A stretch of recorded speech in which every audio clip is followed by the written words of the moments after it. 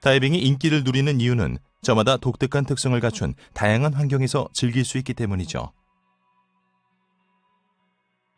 일반적으로 다이빙은 산호초나 따뜻한 바다 외에도 호수, 저수지, 샘, 침수된 돌산, 강 및 인공적으로 조성된 다이빙 환경 등에서 합니다.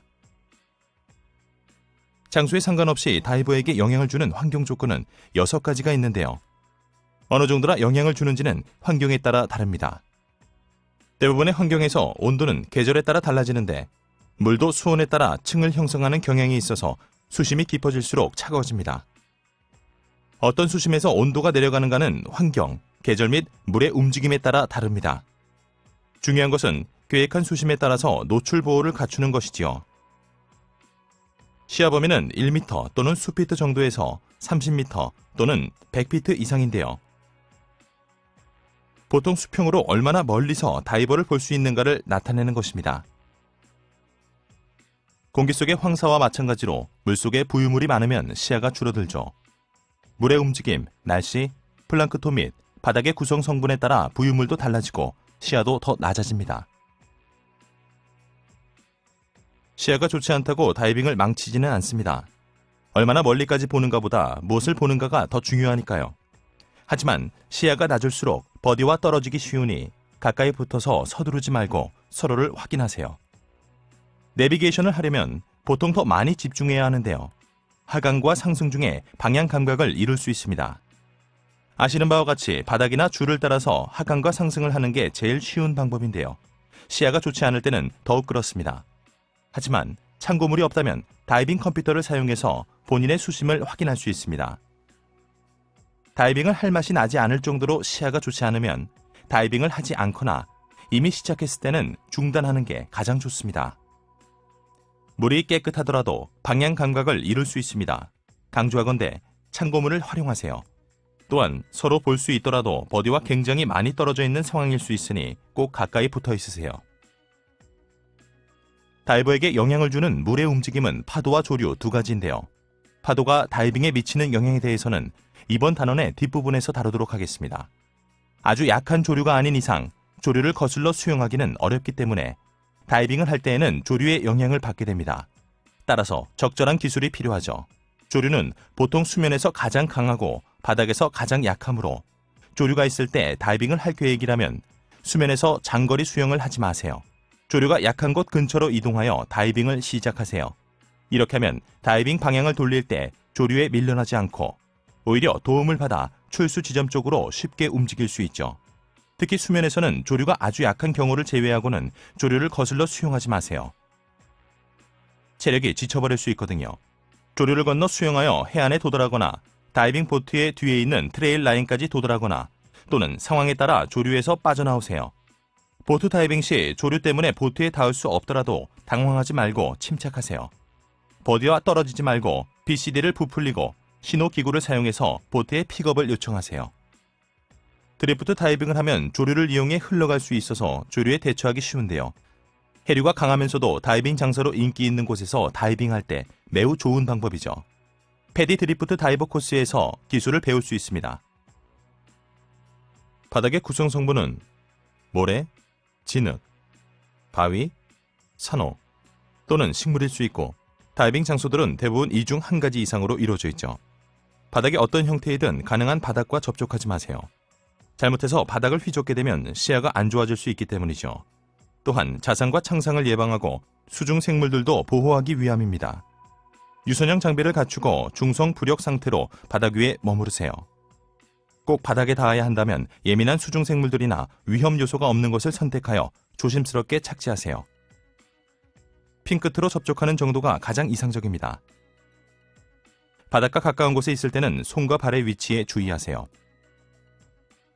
해변 다이빙 중에 걸어서 입수 또는 출수할 때는 어느 정도는 바닥에 닿아야 합니다. 따라서 필요시 다이빙 중에 바위로 인한 창상이나 수중 생물로 인한 자상을 예방하기 위해 웨트수트 부츠를 착용하세요. 수영을 시작하기에 적절한 깊이까지 걸어가세요. 일광은 수중에서 다이버가 확보할 수 있는 빛의 양에도 영향을 주지만 태양에 의한 화상을 일으키기도 하죠. 다이버들이 흔하게 입는 부상이지만 쉽게 예방할 수 있습니다. 자외선 차단제를 사용하고 가능하면 그늘에 있으면 됩니다. 옷으로 잘 감싸고 날씨가 흐리더라도 피부가 탈 수 있으니 주의하세요. 장기간 밝은 햇빛에 반복적으로 노출되면 눈이 손상될 수 있으니 품질 좋은 선글라스로 보호하세요. 민물에서도 바닷물에서도 멋진 다이빙을 즐길 수 있죠. 민물이든 바닷물이든 다이버의 기술은 통하지만 보통 몇 가지 차이점이 있습니다.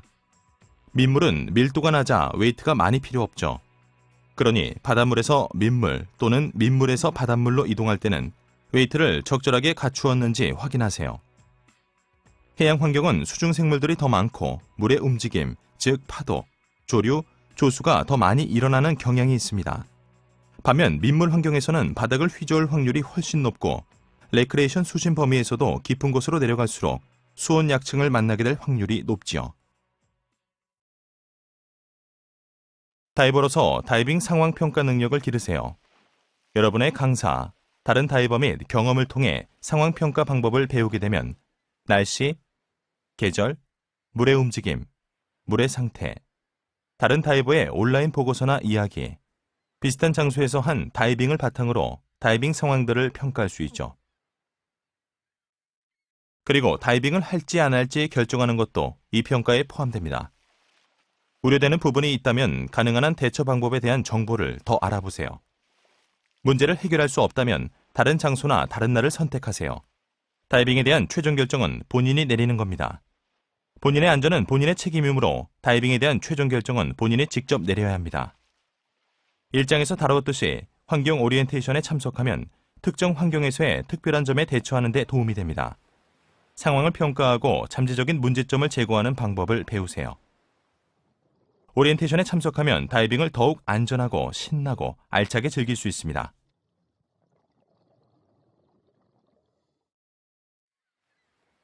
모든 다이버에게는 한계가 있죠.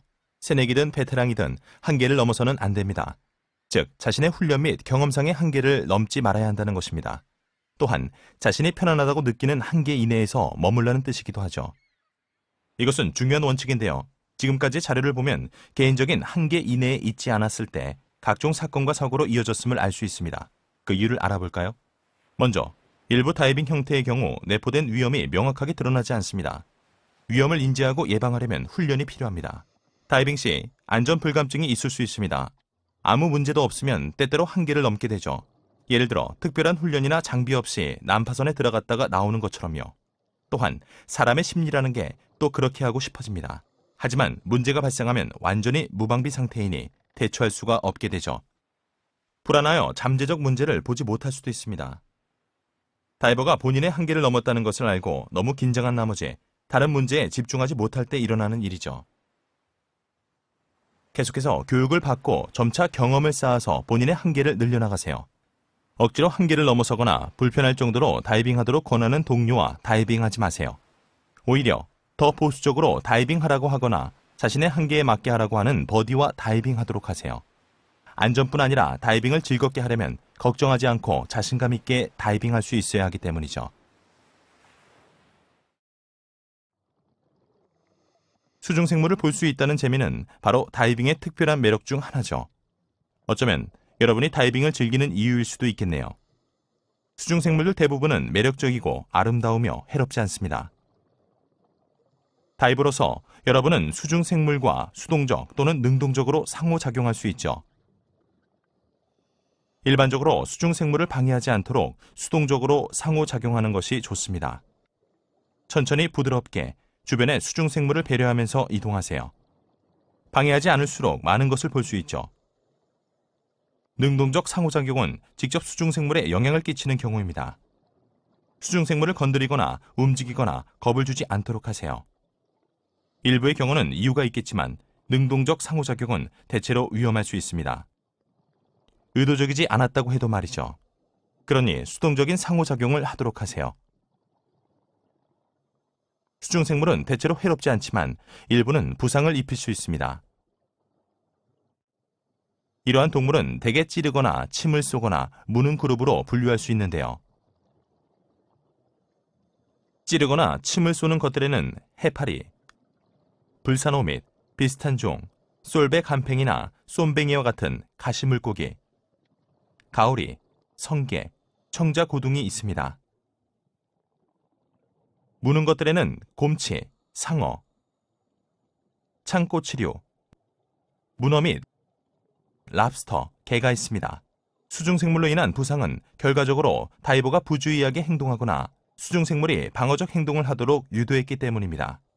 모든 생명체를 존중해서 대하면 수중생물로 인한 부상의 위험을 크게 줄일 수 있습니다.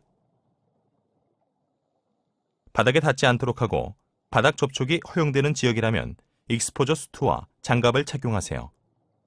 또 손발 위치를 잘 살펴보세요. 수중동물을 건드리지 마세요.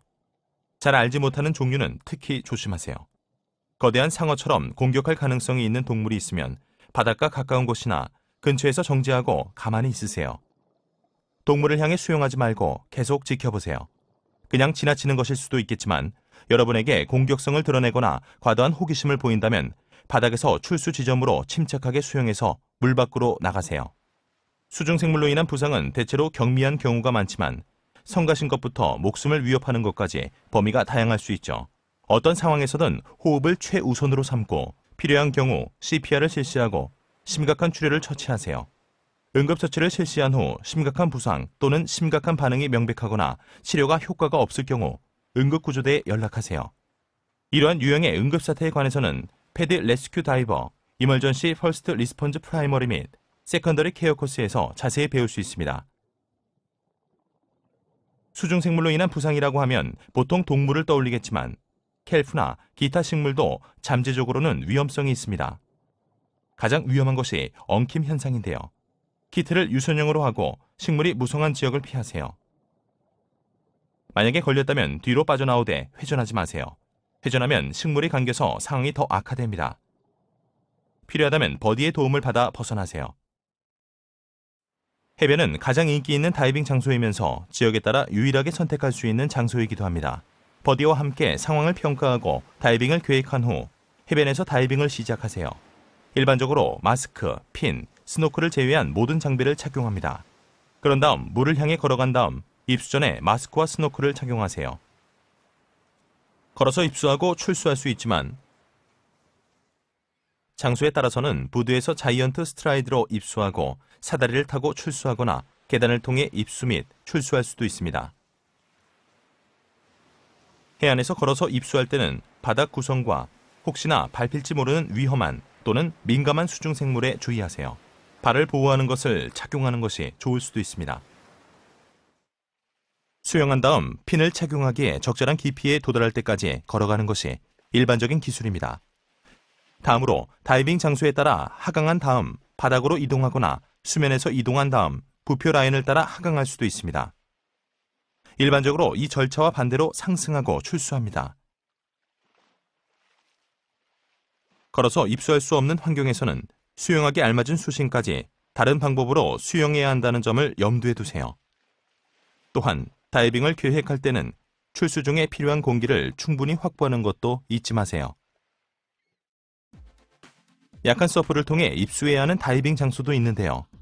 즉, 새내기 다이버는 허리 정도 높이의 파도가 치는 완만한 경사면을 따라 입수해야 합니다. 물의 움직임에 대한 기본 원리를 알면 약한 서프를 통해 입수하는 데 도움이 됩니다.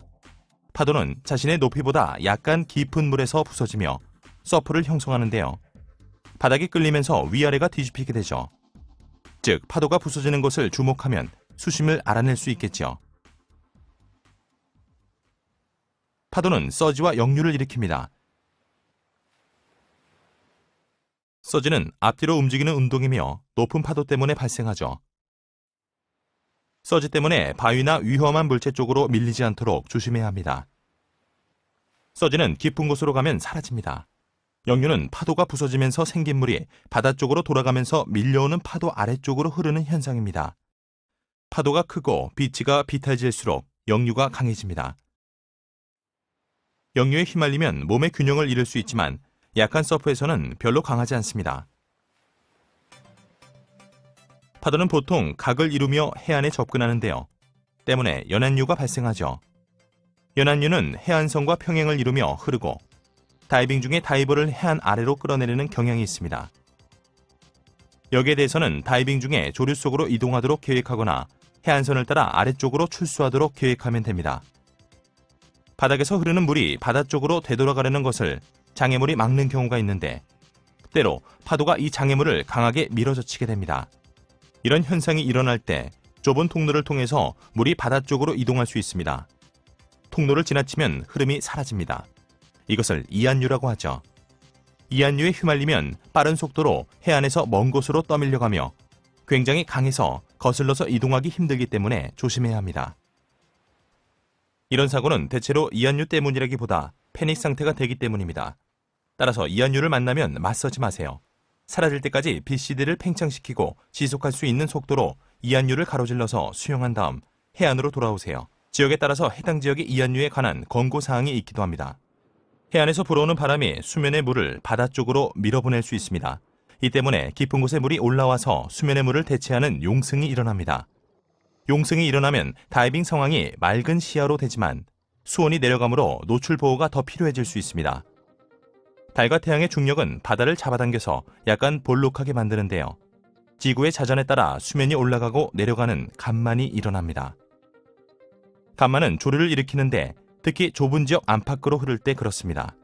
조류는 수심과 시야에 영향을 줍니다.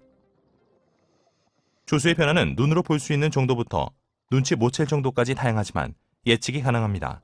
일반적으로 다이빙의 가장 적절한 때는 만조인데요. 지역의 간만의 시간 및 높이는 온라인이나 앱으로 찾을 수 있습니다.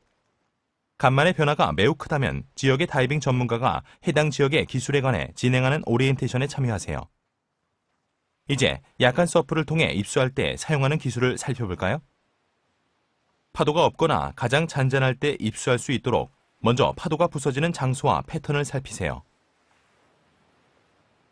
핀을 제외한 모든 장비를 착용하고 호흡기로 호흡하면서 입수하세요. BCD에는 물이 뜰 정도의 공기만 있으면 됩니다. 버디와 함께 깊은 물을 향해 빠르게 걷습니다. 파도가 치면 화면과 같이 서서 안정적이도록 합니다. 또한 마스크나 호흡기가 벗겨지지 않게 주의하세요. 부표, 플로트를 사용한다면 여러분의 뒤쪽에 놓고 끄세요. 수영하기 알맞은 수심에 도달하면 핀을 착용하고 수면으로 수영하여 밖으로 나갑니다. 가능한 한 재빨리 서프를 통과하는 것이 핵심입니다. 하강하기 전에 수면에 조금 더 있을 생각이라면 스노클로 교체하여 공기를 아껴야겠죠. 다이빙이 끝나면 서프 지역 밖의 수면으로 상승한 후 파도의 패턴을 보면서 서프가 약해질 때 해안으로 들어갈 타이밍을 확인하세요. 준비가 완료되면 호흡기로 교체하고 버디와 함께 수면을 통해 해안으로 이동합니다. 걸어갈 만한 깊이에 도달하면 확실하게 서서 걸을 수 있도록 BCD에 공기를 뺍니다. 파도를 유심히 보면서 핀을 제거하고 재빨리 해안으로 걸어가세요. 파도가 몰려오면 아까 했던 것처럼 잘 버티세요. 넘어졌을 때는 파도 때문에 일어서기 힘드니 그대로 있으세요. 물에서 거의 빠져나올 때까지 기어서 이동하고 버디의 도움을 받아 일어서세요. 다이버는 대개 보트에서 다이빙을 합니다. 보트 다이빙을 준비할 때는 미리 장비를 점검하고 다른 사람의 것과 섞이지 않게 표시해두세요. 공간이 제한되어 있으니 가방에 넣고 빼기 쉽도록 짐을 꾸리세요. 가장 나중에 필요한 것은 바닥에, 먼저 필요한 것을 제일 위에 놓습니다. 마른 옷, 음료수, 과자, 자외선 차단제, 수건 등 보트에서 필요한 물품을 챙기세요. 다이빙에 대비해서 충분한 휴식을 취하고 잘 먹어두세요. 또 배멀미 예방을 위한 준비도 해두세요.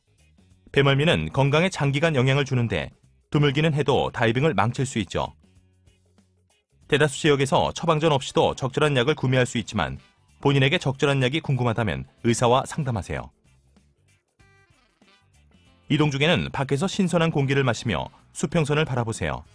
상태가 좋지 않을 때는 뱃머리에 있지 않도록 하세요. 상태가 악화됩니다. 또한 엔진의 배기가스를 피하세요.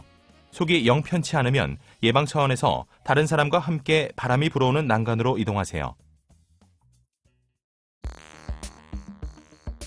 보트 다이빙 때는 출발 시각보다 일찍 도착해서 승무원의 지시에 따라 장비를 보관하세요. 전세 다이브 선박은 보통 출발 전에 점호를 시행하는데요. 이 점호는 안전을 위해 중요합니다.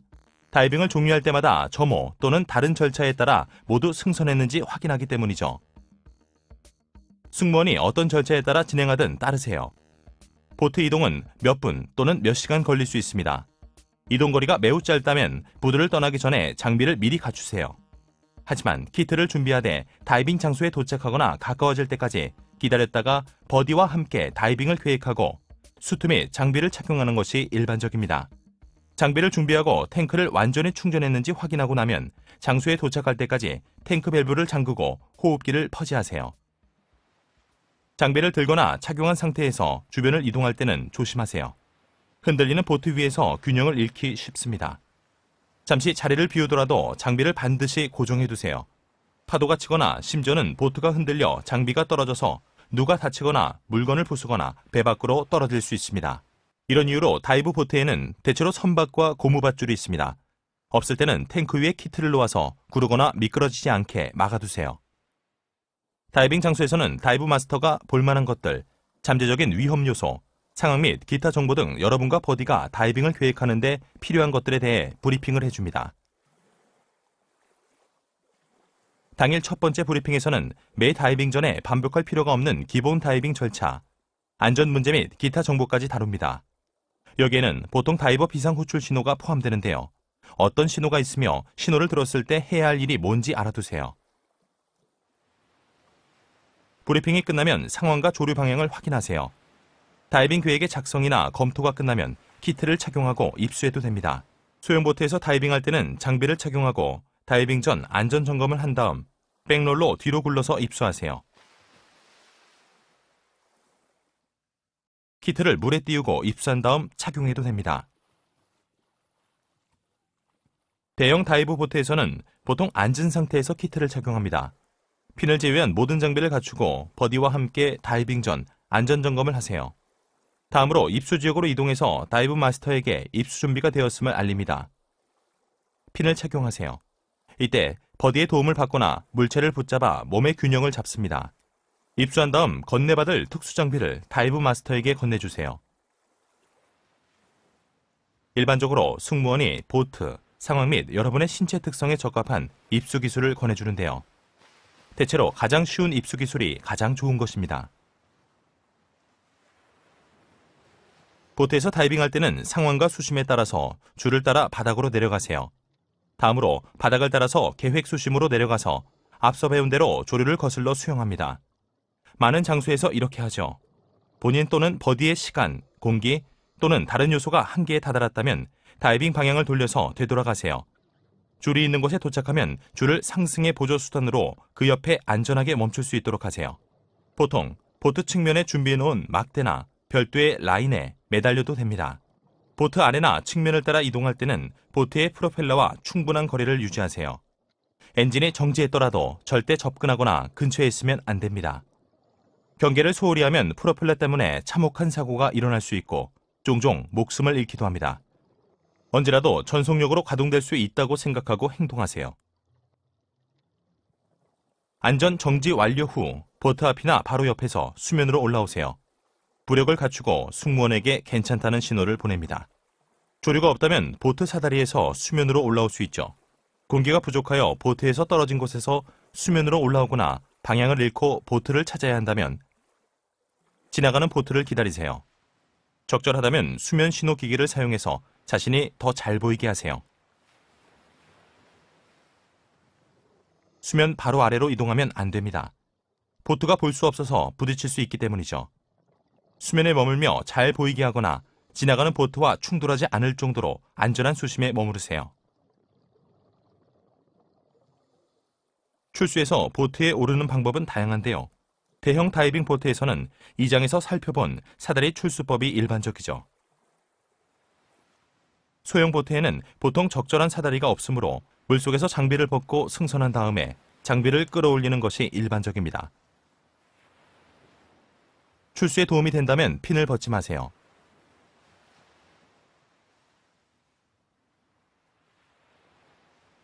신체적 한계 때문에 사다리를 오를 수 없을 때는 보통 이 기술을 사용합니다. 대형 보트에서 다이빙할 때도 말이죠. 조류가 약하거나 중간 정도일 때는 휩쓸리지 않도록 보트 뒤쪽에서 줄을 사용하여 다이빙하세요. 다이빙 전 안전점검이 끝나면 보통 입수해서 수입 라인으로 몸을 당긴 뒤 무어링 라인이나 앵커 라인 쪽으로 이동합니다. 무어링 라인이나 앵커 라인을 사용해서 위치를 유지하면서 하강하세요. 손을 번갈아 옮겨가며 내려가야 할 수도 있습니다. 보통 조류는 바닥에서 더 약하죠. 조류를 거슬러 다이빙을 하세요. 상승할 때는 무어링 라인이나 앵커 라인으로 돌아와서 줄을 따라 상승하세요. 안전 정지를 하고 수입 라인 쪽으로 상승합니다. 수입 라인을 따라 사다리나 트레일 라인에 매달립니다. 출수 차례가 될 때까지 트레일 라인에 매달려 있으세요. 만약 조류 속에서 줄을 놓쳐서 다시 붙잡을 수 없다면 수면으로 올라온 다음 신속하게 조류를 가로질러서 수용하여 트레일 라인을 붙잡으세요. 트레일 라인을 놓쳤다면 BCD를 부풀리고 승무원에게 픽업 신호를 보낸 다음 수면 신호 기구를 사용하세요. 다른 다이버가 출수를 마치고 본인 차례가 올 때까지 조금 시간이 걸릴 수 있으니 침착하세요. 승무원이 조류에서 다이빙할 때 사용하는 다른 절차를 알려줄 수도 있습니다.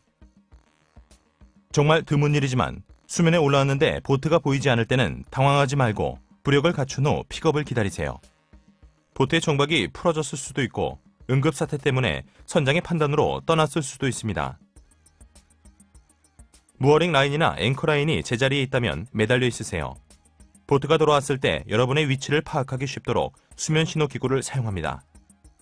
현실적으로 체력이 지치지 않고 도달할 수 있을 정도로 가까운 거리에 해안이나 적절한 출수 지역이 있다면 그곳을 향해 천천히 이동하세요. 일반적으로 다이빙 계획은 4단계로 구성됩니다. 사전 계획은 다이빙 여부를 결정하는 것인데요. 2단계에서는 버디와 다이빙 사이트를 결정하고 목표에 합의하고 실행 계획을 구성합니다. 또 일반적으로 다이빙 상황 및 날씨, 서프, 간만 등을 확인하죠. 준비 계획은 다이빙 전날까지 맞춰두세요. 장비를 점검하고 필요하다면 탱크를 가득 채웁니다. 마지막으로 확인한 지 여러 날이 지났다면 상황을 한 번 더 확인하고 적절하게 장비를 꾸리세요. 최종 준비는 떠나기 직전에 합니다. 적절하다면 지난 몇 분간의 상황 변화를 다시 확인하세요. 지인들에게 어디로 가는지, 언제 돌아오는지, 만약 되돌아오는 시간이 늦어진다면 무엇을 해야 하는지와 휴대전화 번호를 알려주세요. 자격증, 자외선 차단제, 스마트폰이나 태블릿, 음료수 등과 같은 휴대할 개인 물품을 챙기세요. 남은 물품이 있으면 장비 가방에 집어넣고 혹시 빠진 것은 없는지 다시 한번 확인하세요. 다이빙 사전 계획은 다이빙 장소에서 알아낸 정보를 바탕으로 세우는 실제 다이빙 계획입니다. 가능한 한 많이 예측하고 토론하고 계획을 세우는 것이 좋습니다. 날씨 상황이 적절한지 필요한 만큼 시간을 들여서 평가하고 적절하지 않다면 다른 장소를 찾거나 다이빙을 취소하세요. 출수 및 입수 지점과 방법, 그리고 다이빙 코스를 포함한 기술에 대해 합의하세요. 필요에 따라 신호와 의사소통 방법을 검토하세요. 버디와 헤어졌을 때의 절차와 시간, 수신 및 공기 공급 한계에 대해 합의하세요. 응급사태가 일어났을 때 해야 할 일에 관해서도 논의하세요. 다이브 플래닝 슬레이트에 다이빙 사전 계획에 도움이 되는 점검표가 있습니다.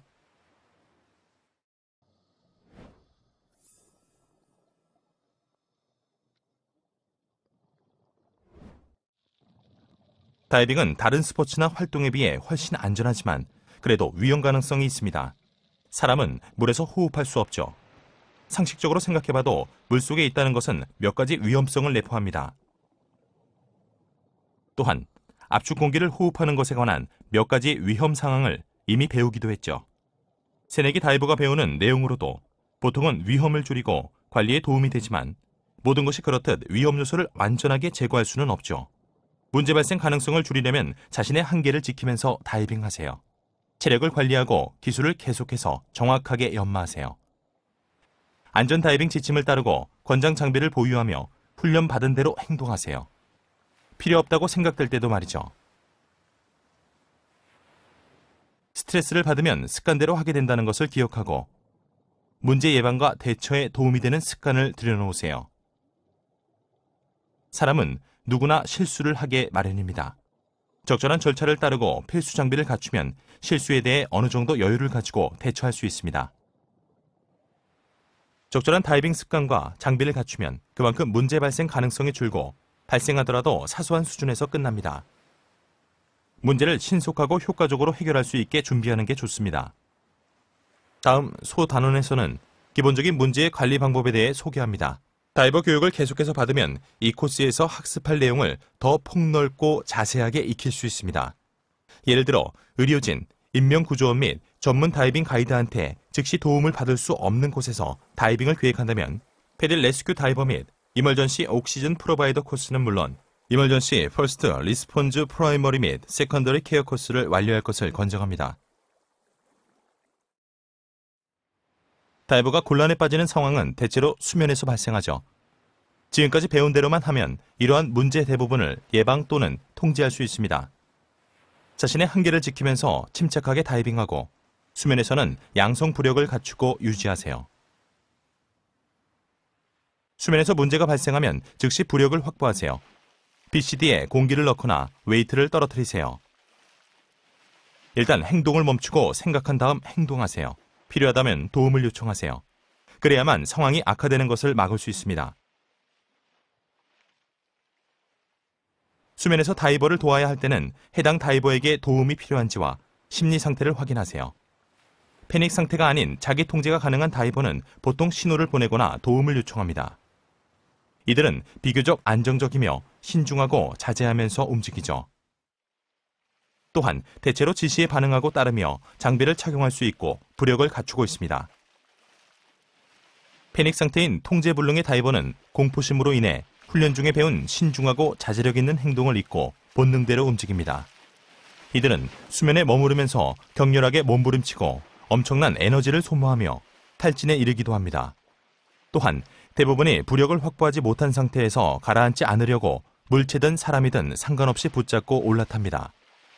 마스크와 마우스피스를 벗고 눈이 휘둥그레져서 제대로 주변을 살피지 못하죠. 지시도 따르지 않고 빠르고 급작스럽게 움직입니다. 패닉 상태인 다이버는 즉시 도와주어야 하는데요. 탈진할 때까지 허우적대다가 물속에 가라앉아 익사할 수 있기 때문이죠. 다른 다이버를 도와줄 때는 다음의 4단계 절차를 따르세요. 첫째, 본인과 다이버를 위한 부력을 확보하세요. 플로트를 던지거나 어떤 것을 내미는 방법이 이상적입니다. 만약 접근해서 도와야 한다면 먼저 본인의 부력부터 확보하고 해당 다이버의 BCD를 부풀리거나 웨이트를 떨어뜨리세요. 둘째, 다이버를 안심시켜서 침착하게 하세요. 셋째, 다이버가 호흡을 조절할 수 있게 도와주세요. 천천히 심호흡을 해서 긴장이 완화될 수 있게 해주세요. 가능하다면 그리고 상황이 적절하다면 먼저 휴식할 시간을 주고 다음 조치를 취하세요. 넷째, 다이버가 보트나 해안으로 돌아가도록 도와주세요. 자기 통제가 가능한 다이버도 다리 경련이나 다른 문제로 도움이 필요할 수 있죠. 훈련 중에 다이버 끌기법을 배워볼 겁니다.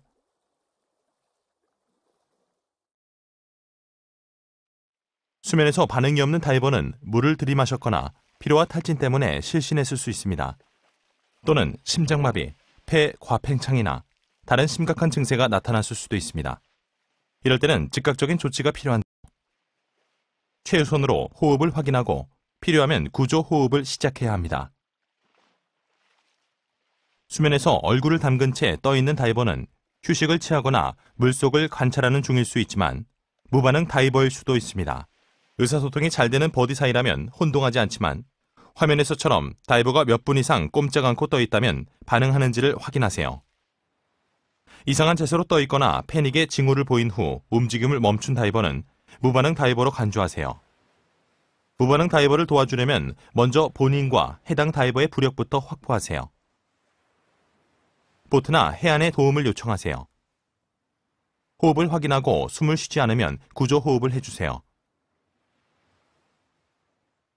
마지막으로 다이버를 물 밖으로 꺼내세요. 필요하다면 계속해서 구조 호흡을 실시해야 합니다. 물 밖에서 해야 할 일은 조금 후에 알아보겠습니다. 강조하건대 지금까지 배운 대로만 하면 수중 문제 대부분을 예방하고 통제할 수 있습니다. 침착하게 다이빙하세요. 버디와 함께 공기 사용을 계획하고 자주 확인하세요. 또한 경험 및 훈련을 통해 배운 한계를 지키면서 다이빙하세요. 앞서 과로에 관해 배웠는데요. 수중에서 흔히 발생하는 문제이기 때문에 다시 한번 살펴보죠. 여유를 가지고 천천히 깊은 호흡을 하면 과로 예방에 도움이 됩니다. 힘든 활동은 피하도록 하세요. 과로하게 되면 호흡기의 공급 속도보다 더 빨리 공급을 소모하므로 공기 부족을 느끼게 되는데요. 이런 느낌을 무시해서는 안 됩니다. 다이빙을 멈추고 가능하면 해를 입지 않도록 어떤 물체에 매달리세요. 이 경우에는 죽은 산호를 예로 들 수 있겠군요. 안정을 취하고 천천히 숨을 쉬다가 호흡이 돌아오면 속도를 줄여서 다이빙을 계속하거나 가능하다면 다이빙을 중단하세요. 화면에서처럼 스쿠버 호흡기는 고장나면 공기 공급을 끊는 대신 프리플로우가 발생하게 되어 있죠. 프리플로우가 발생한 호흡기로도 숨을 쉴 수 있지만 입으로 마우스피스 전체를 물지 마세요. 공기 나오는 양이 높으면 폐 과팽창이 발생할 위험도 일부 있지만 주된 이유는 입에서 마우스피스가 빠지거나 마스크에 물이 들어갈 수 있기 때문입니다. 대신 이렇게 입술 바깥쪽으로 눌러서 과도한 공기가 빠져나가게 하세요. 도움이 된다면 마우스피스의 한쪽을 입에 문 다음 필요한 공기를 조금씩 마셔서 호흡하세요. 식수대에서 물을 마시듯이 하면 됩니다. 프리플로우 때문에 공기가 금방 고갈될 수 있으니 즉시 상승을 시작하세요. 하지만 상승할 때는 안전 속도를 유지하세요. 당연히 호흡기를 다시 사용하기 전에 전문 서비스를 받도록 합니다. 이 기술은 제한수역 다이빙 4에서 배워볼 겁니다. 수중식물에 관한 내용에서 드물지만 엉킴 현상이 발생한다고 배웠습니다. 낚싯줄, 릴에서 빠진 느슨한 줄, 낡은 낚시그물도 엉킴의 원인인데요. 이런 문제는 천천히 움직이고 항상 경계하고 이동할 장소를 잘 살피며 키트를 유선형으로 유지하면 대체로 예방할 수 있죠. 엉킴이 발생해도 가지고 있는 공기가 충분하다면 보통 응급 상황으로 보지 않습니다. 주변에 줄이 엉킬 수 있으니 몸을 돌리거나 꼬지 마세요. 이럴 땐 행동을 멈추고 생각한 다음 천천히 침착하게 풀어나오도록 하세요. 버디의 도움을 구하되 너무 심하게 엉켰거나 공기가 부족할 때 절단 도구가 더 빠른 해결책이라면 조심해서 사용하세요. 드물지만 극단적인 경우에는 스쿠버 키트를 벗고 빠져나와야 하는데요. 이 기술은 제한수역 훈련 다이빙 중에 연습해 볼 겁니다. 공기 부족 및 고갈 상황에 대해서는 이미 배웠지요. 리저브 공기를 포함하여 SPG 확인 등 공기 사용 계획을 세워두면 대체로 예방할 수 있습니다. 항상 상승에 필요한 공기가 충분히 남아있을 때 수면으로 향하세요. 물속에서 공기를 소모하는 것보다 수면에서 더 길게 이동하는 게 낫습니다. 공기 공갈 상황에서는 4가지를 선택할 수 있습니다. 첫째, 공기가 조금 남았지만 약간의 호흡 저항을 느낀다면 정상적으로 상승하세요. 주변 압력이 내려가면서 공기가 늘어나므로 호흡이 가벼워지고 수면까지 안전정지 없이 지속적으로 조절하면서 상승할 수 있습니다.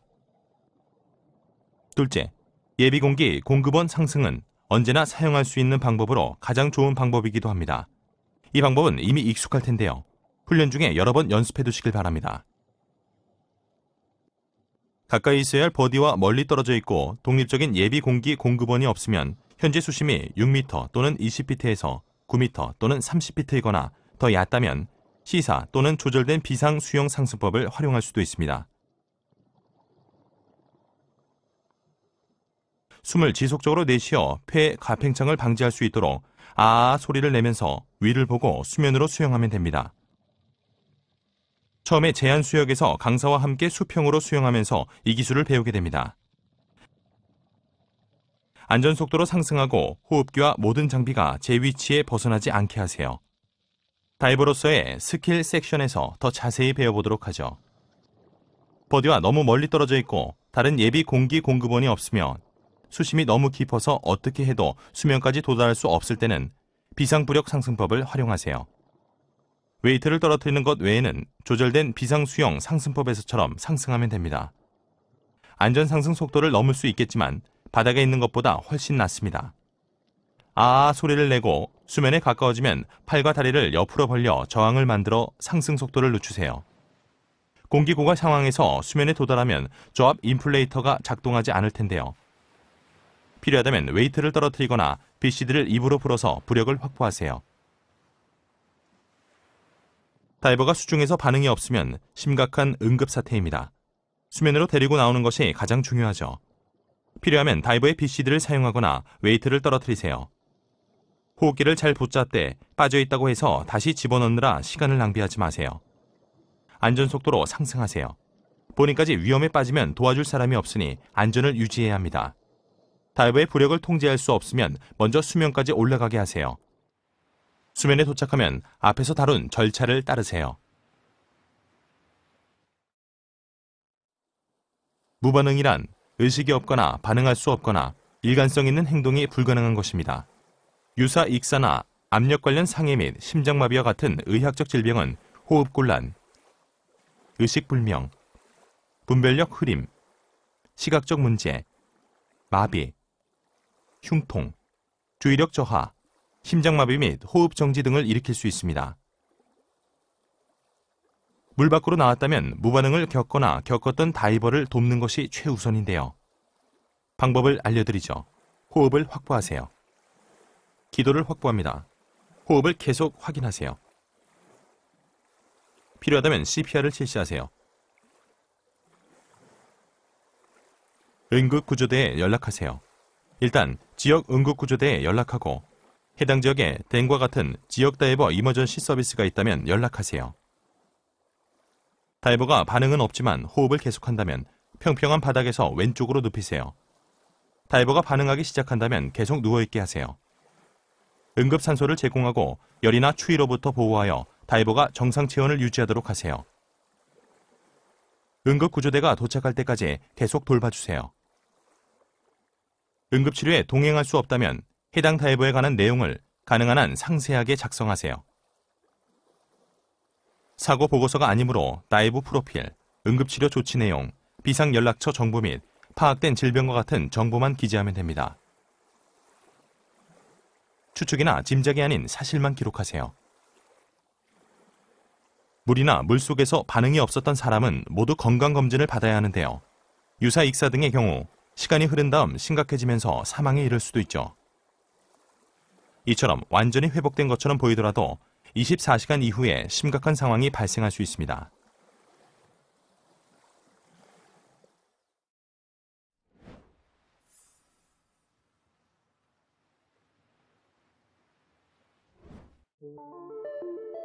수면 신호 기구로는 어떤 것이 있는지 살펴볼까요? 이러한 장치는 최소한 2개 정도 가지고 있어야 합니다.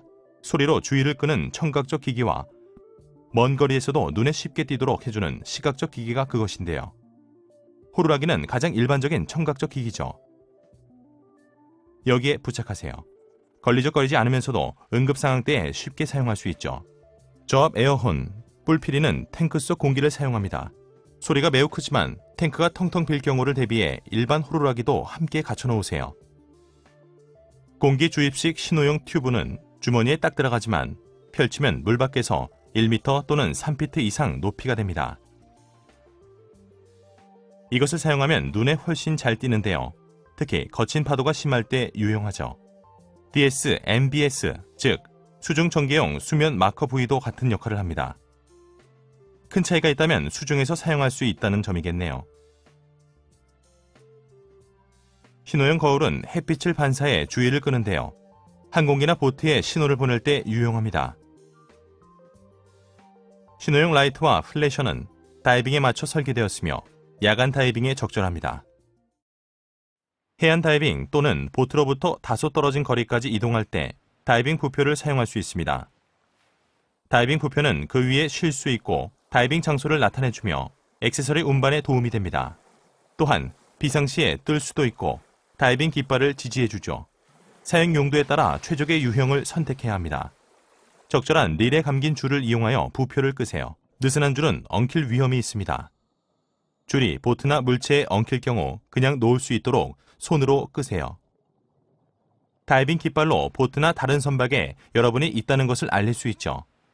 전통적인 다이빙 깃발은 아래에 다이버가 있으니 보트가 피해야 한다는 것을 나타내는데 항로 근처에서 다이빙할 때 이 깃발을 사용하라고 요구하는 곳이 많죠. 알파 깃발은 특정 선박에서 다이버들이 수중에 있어 다른 곳으로 선박이 이동할 수 없다고 알려주는 것입니다. 보통은 보트만 사용하게 되어 있지만 지역에 따라서는 모든 다이빙 활동에 사용하고 부표에 달아놓기도 합니다. 여러분의 다이빙 지역에서는 어떤 것을 사용해야 하는지 강사가 알려줄 겁니다. 깃발이 최소 100m 또는 1야드 거리에서 보이게 달아놓으세요. 지역에 따라 다이버 및 보트가 깃발과 어느 정도 거리를 유지해야 하는지 법규에 정해놓기도 하는데요. 그렇지 않다면 다이버는 15m 또는 50피트 이내에 머무르고 보트는 30m 또는 100피트에서 60m 또는 200피트 정도 떨어진 것이 일반적인 규칙입니다. 모든 보트가 다이빙 깃발을 인식할 거라고 생각하면 안 됩니다. 보트 소리가 크고 가깝다면 지나갈 때까지 충분히 안전한 수심에 머무르세요.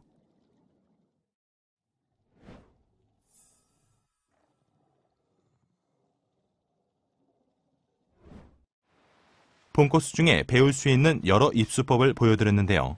시티드 백롤이라는 또 다른 입수법이 있습니다. 소형 보트나 물에 가까운 낮은 플랫폼에서 입수할 때 유용하죠. 다이빙 전 안전점검을 마치면 물을 등지고 반대쪽을 바라보고 탱크는 무게중심이 뒤쪽으로 가서 수면 위에 놓이게 해서 가장자리 쪽에 앉으세요. 이렇게요. BCD를 부분적으로 부풀리고 호흡기로 호흡하며 마스크를 붙잡으세요. 버디가 입수 지역을 확인하면 턱을 밀어놓고 체중에 의해 자연스럽게 구를 때까지 몸을 뒤로 기울이세요. 마스크를 붙잡고 있다가 몸이 수면에 떠오르면 괜찮다는 신호를 보내고 버디가 입수하도록 해당 지역에서 벗어나세요. 응급상황 시 웨이트 떨구기 외에도 웨이트 조정이나 일부 입수 및 출수 방법을 위해 웨이트를 제거하고 다시 착용할 필요가 있습니다. 여러분의 강사가 개인 장비에 적합한 기술을 시범할 테지만 대부분의 시스템에 적용할 수 있는 몇 가지 요점을 알려드리겠습니다.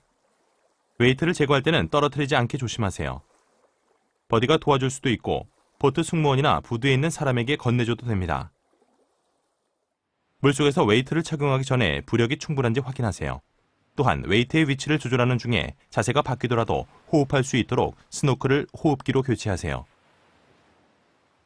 보통 웨이트 통합식 BCD는 얼굴이 위로 향하도록 돌면 파우치를 제자리에 밀어넣는 데 도움이 되며 이러한 방법은 다양합니다. 웨이트 벨트를 사용할 때는 벨트의 남는 끝부분을 붙잡아 웨이트가 미끄러져 떨어지지 않게 한 다음 이렇게 루프법으로 다시 착용하세요. 경련은 고통스러운 비자발적 근육 수축이며 다이빙 중에 다리 또는 발 근육에 자주 발생하죠. 경련이 일어나면 멈춰서 버디에게 신호를 보내고 근육을 이완시키세요. 부드럽게 스트레칭하고 근육을 마사지하세요. 이렇게 핀을 사용합니다.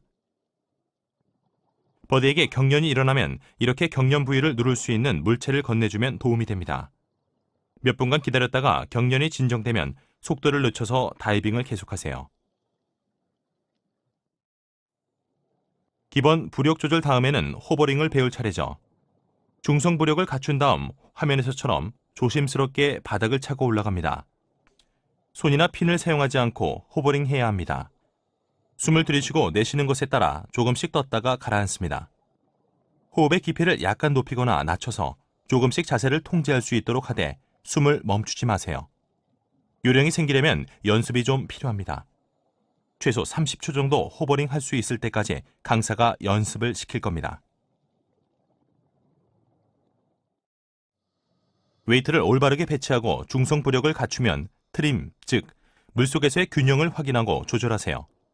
버디와 함께 수중에서 천천히 물의 중간으로 수영하다가 멈춰서 안정을 취하면서 본인의 몸이 얼마나 적응하는지 살펴보세요. 상대적으로 수평을 유지하고 얼굴은 아래를 향하도록 트림 상태를 갖추는 것이 이상적일 겁니다. 이렇게 말이죠. 발이 심하게 뜨거나 가라앉는 듯하거나 또는 얼굴이 위로 오게 돌면 웨이트와 장비를 조절하여 트림 상태가 좋아지도록 강사가 도와줄 겁니다. 다이빙에 따라 트림 상태를 조절할 수 있도록 이 방법을 차차 배워나갈 것입니다. 피크 퍼포먼스 보이언시 코스에서는 본 코스에서 배운 것보다 좀 더 고급 기술을 배웁니다. 자세한 정보는 여러분의 강사에게 문의하거나 패디닷컴을 방문하세요.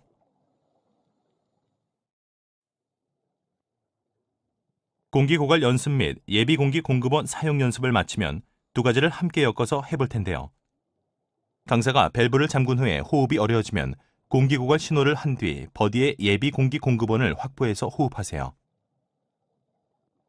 강사가 밸브를 다시 열어줄 것인데요. 어떤 이유가 생겼더라도 본인의 호흡기를 바로 사용할 수 있습니다. 숨을 몇 번 쉬고 안정을 찾은 다음 버디와 함께 공기를 공유하면서 최소 1분간 수영합니다. 이렇게 하면 실제 응급 상황 시 일반적으로 수면까지 올라오는 데 걸리는 대략의 시간 동안 수영하면서 공기를 공유하고 버디와 떨어지지 않도록 연습을 할 수 있습니다. 강사의 지도에 따라 실제로 수면까지 상승하여 완료하세요. BCD를 입으로 부풀려서 공기가 없는 상황에서 저압 인플레이터가 작동하지 않는 것을 연출합니다. 부력을 확보할 때까지 계속 예비 공기 공급원을 사용하세요. 제한수역 다이빙 3에선 C4, 즉 조절된 비상수용 상승법의 연습을 시작할 겁니다. 앞서 여러분은 아 소리를 내면서 위를 보고 수면을 향해 수영하도록 배웠습니다. 모든 장비는 제자리에 있도록 하세요. 제한수역은 그리 깊지 않으므로 강사와 함께 수평으로 수영하며 이 연습을 해볼 것입니다. 즉, 연습에서는 수평으로 수영하면서 전방을 위로 간주하세요. 강사는 옆쪽이나 아래쪽에 있을 것이며 시작 타이밍을 신호할 것입니다. 손을 뻗고 전방을 보며 분당 18m 또는 60피트 속도로 수영하면서 계속해서 아 소리를 내세요. 서두르면 안 됩니다. 최소 9m 또는 30피트 정도 수영할 수 있을 겁니다. 제한수역에서 이 기술을 숙달한 후에는 개방수역에서 강사와 함께 연습해 봅니다. 이때는 안전과 통제를 위해 라인을 사용합니다.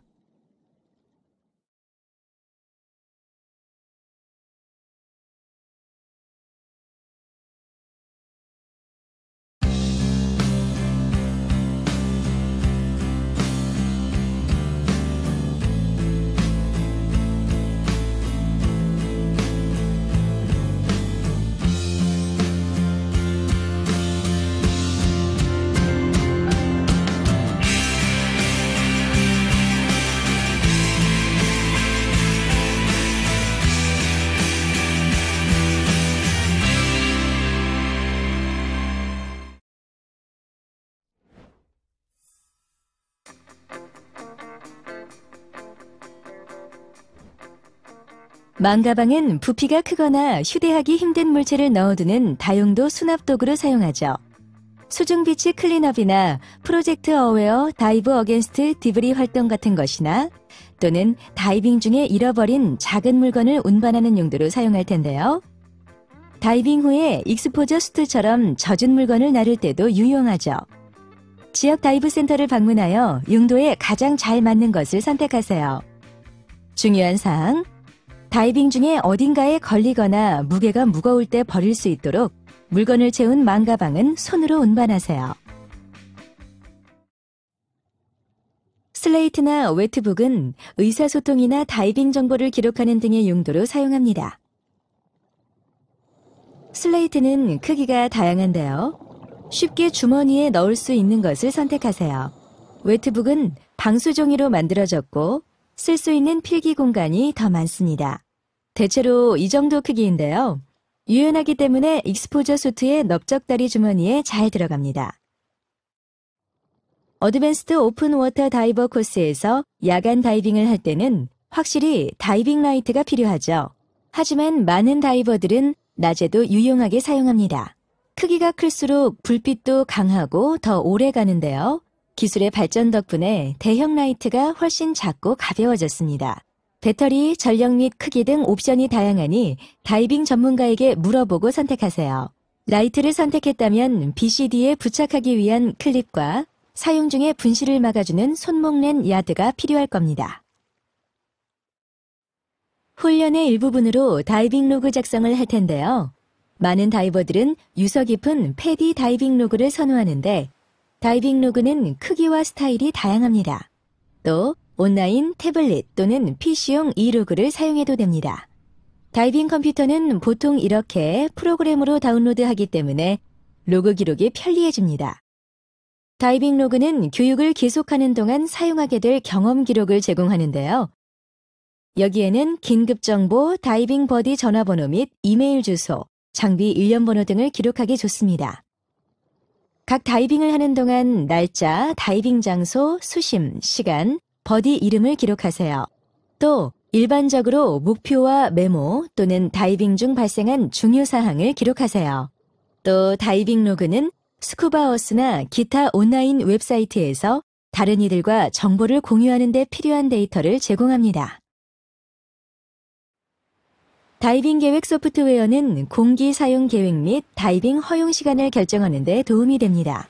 가장 보편적인 버전은 스마트폰이나 태블릿에서 작동하지만 개인용 컴퓨터 프로그램으로도 이용할 수 있죠. 버전에 따라서 다이빙 컴퓨터와 통신하거나 이로그 기능이 포함된 것도 있습니다. 오링을 잃어버리거나 스트랩이 끊어지면 다이빙을 망칠 수 있기 때문에 많은 다이버들이 스페어 부품 키트를 사용합니다. 화면에 나온 것처럼 사용자가 교환할 수 있는 부품과 도구를 튼튼한 상자에 모아놓은 것인데요. 상자는 장비 가방에 보관하죠. 예비 부품 키트를 준비할 때는 이런 기본형으로 시작하세요. 하지만 필요한 크기보다 조금 큰 것을 선택하세요. 경험이 쌓일수록 부품이 추가되기 때문에 공간을 남겨두는 것이 좋죠. 하지만 실제 사용하지 않는 부품을 너무 많이 채워넣지 마세요.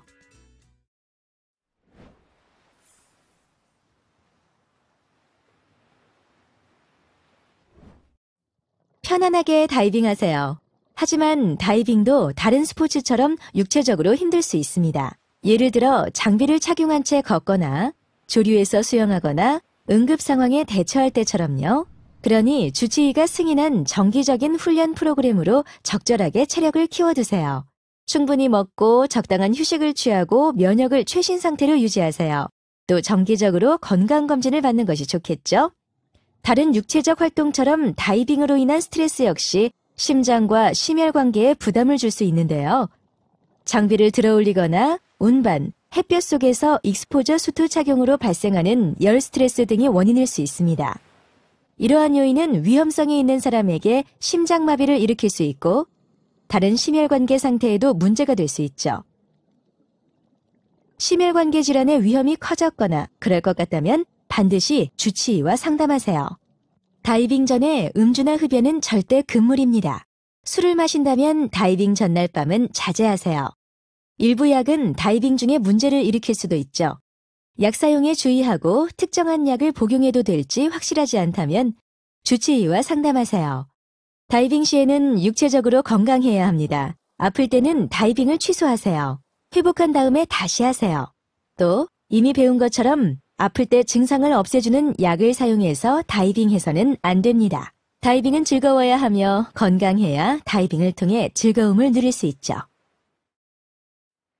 다른 활동처럼 다이빙 기술과 지식도 계속 사용하고 정기적으로 다이빙에 참가해야 지속적으로 유지할 수 있습니다. 개방 수역에 갈 수 없다면 버디와 함께 수영장에서 연습하세요. 최신 상태 유지에는 다른 다이버 및 스쿠버 어스와 같은 온라인 커뮤니티와의 교류도 포함됩니다. 최신 트렌드와 연습을 계속하는 데 도움이 되기 때문이죠. 6개월 이상 다이빙을 하지 않는다면 스쿠버 리뷰 프로그램을 통해 지식과 기술을 되살리기 위해 패디 인스트럭터와 상담하세요. 계속해서 다이버 교육을 받으면 새로운 것들을 배우면서 기존 기술을 사용할 수 있으므로 감각 유지에 매우 좋은데요. 패디 어드밴스드 오픈 워터 다이버 코스, 스페셜티 다이버 코스 및 경험을 늘리고 자격을 부여하는 다른 프로그램을 통해서 가능합니다. 레크레이션 다이빙에서는 보통 호흡 기체로 공기를 사용하는데 공기는 사실 기체 혼합물이죠. 실제로 21%의 산소와 79%의 질소로 이루어져 있습니다. 수중에서의 공기 호흡에 관한 4가지 문제를 살펴볼까요? 산소 중독, 오염된 공기, 감압병, 기체 마취가 이러한 문제들이죠. 이번 장에서는 산소 중독, 오염된 공기 및 감압병에 대해 살펴보고 가스 중독은 5장에서 살펴보겠습니다. 산소는 살아가는 데 필요한 기체지만 압력이 높아지면 독성을 갖게 되죠. 또 장비의 화재 및 발화 문제도 있습니다. 하지만 레크레이션 수심 한계에서 공기를 사용한다면 모두 그렇게 심각한 문제는 아닙니다. 하지만 엔리치드 에어 나이트록스는 산소가 농축된 공기라 질소 비율이 낮고 산소 비율이 높은데요. 일반 공기를 사용하는 것보다 장점이 있지만 산소 중독과 장비 관련 고려사항이 엔리치드 에어 나이트록스에 문제가 될 수 있습니다. 패디 엔리치드 에어 다이버 코스에서 이러한 문제에 대처하는 방법을 배울 수 있지만 엔리치드 에어 다이버 자격 취득 전까지는 애니치드 에어탱크 라벨이 붙은 탱크는 사용하지 마세요. 오염된 공기는 내부에 불순물이 들어있죠. 다이빙에서는 매우 드문 일입니다. 오염된 공기는 냄새가 나거나 맛이 안 좋을 수 있지만 느끼지 못할 수도 있습니다. 오염된 공기의 징후와 증상에는 두통, 구역질, 현기증, 무반응 및 선홍색으로 물든 입술과 손톱 밑이 있는데요. 냄새가 나거나 맛이 안 좋은 공기로는 절대 다이빙하지 말고 몸이 안 좋아지면 즉시 다이빙을 중단하세요. 오염된 공기를 호흡한 다이버가 있으면 신선한 공기로 호흡하게 하고 가능하다면 산소를 공급하세요. 또 응급구조대에 연락하세요. 명성 높은 전문 스쿠버 센터에서만 탱크를 충전하여 오염된 공기를 예방하세요. 이러한 오퍼레이터는 특화된 호흡용 공기 컴프레셔와 필터를 사용하며 정기적으로 공기 검사를 합니다. 여러분은 공기 지속 시간이나 보온 시간 외에도 수중에서의 시간 한계가 있다는 것을 배웠는데요. 이들 중 하나는 질소의 영향을 받죠. 다이빙 중에 압력이 높아지면 호흡 공기에서 나온 질소가 용해되어 체세포로 들어가는데요. 압력이 높아질수록, 즉 수심이 깊어지고 오랫동안 수중에 있을수록 더 많은 질소가 몸속으로 용해되어 들어갑니다. 신체는 질소를 사용하지 않으므로 상승해서 압력이 떨어지면 과다한 질소가 체세포 밖으로 빠져나옵니다. 만약 여분의 질소가 과다하지 않으면 해가 없습니다. 다이빙 컴퓨터 또는 RDP 테이블이나 ERDP-ML 같은 테이블은 과다 질소를 허용 한계 이내로 유지하는 데 도움이 되는데요. 잠시 후에 자세히 알아보죠. 하지만 용해된 질소의 양이 너무 많으면 상승할 때 신체가 질소를 제거할 수 있는 속도보다 더 빨리 빠져나옵니다. 체세포 속에 버블이 형성되면 감압병을 일으키는데요. 때때로 벤즈 또는 DCS라고 부르는 심각한 질환입니다. 징후나 증상에는 마비, 쇼크, 무력함, 장기적인 피로, 현기증, 저림, 따끔함, 호흡곤란, 관절통 및 지통이 있으며 심각한 경우 의식불명이나 사망에 이르기도 합니다. DCS의 징후나 증상은 명확할 수 있지만 미미한 정도에서 중증도 사이의 통증, 무력함 또는 장기적인 피로처럼 알아차리기 어려울 수도 있는데요. 징후와 증상은 다이빙 후 15분에서 12시간 사이지만 간격이 좀 더 길 수도 있습니다. 또 간헐적으로 증상이 일어날 수 있죠. 어떤 경우든 감압병으로 의심되는 상황이라면 모두 중요하게 다루세요. 5장에서 감압병에 대한 응급처치에 대해 알아보겠습니다. 신체가 질소를 흡수하고 배출하는 양은 주로 시간과 수심에 영향을 받는데요. 생리학자들은 사람들을 DCS에 취약하게 하는 몇 가지 원인이 있다고 생각합니다. 여기에는 피로, 탈수, 과도한 운동, 감기, 빈약한 신체, 질환과 부상, 알코올 섭취와 연령이 포함되죠. 다음 소단원에서 이러한 요인을 여러분이 가지고 있을 때 이들을 조절하는 데 도움이 되는 방법에 대해 알아보겠습니다.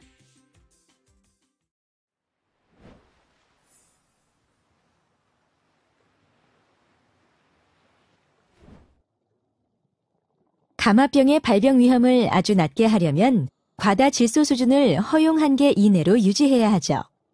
하지만 신체로 녹아들어가는 질소의 실제량을 측정할 방법이 없습니다. 그래서 다이빙 컴퓨터와 다이브 테이블을 사용하죠. 다이빙 컴퓨터와 다이브 테이블은 수학적 모델을 적용하여 다이빙 전, 중, 후의 신체 내 질소의 변화량을 추정해 줍니다. 감압 모델은 수천 회에 걸친 다이빙 결과를 바탕으로 만들어졌으므로 거의 모든 사람에 대해 신뢰성이 매우 높은 수치를 제공하지만 실제 몸속에서 일어나는 일을 평가하지는 않습니다. 또 여러분이 감압병을 일으키기 쉬운 어떤 요인이 있을지도 모르죠. 사람마다 감압병에 대한 감수성이 다르므로 감압병이 절대 일어나지 않으리라 보장할 수 있는 다이빙 컴퓨터나 다이브 테이블은 없습니다. 한계 이내에서 다이빙을 하더라도 말이죠. 다이버는 DCS의 위험이 어느 정도 존재한다는 것을 받아들여야 합니다. 위험성을 줄이고 관리를 하기에 도움이 되는 중요한 점은 항상 다이빙 컴퓨터나 다이브 테이블의 한계 이내에서 다이빙하는 것이죠. 것도 세이프 다이버가 되세요.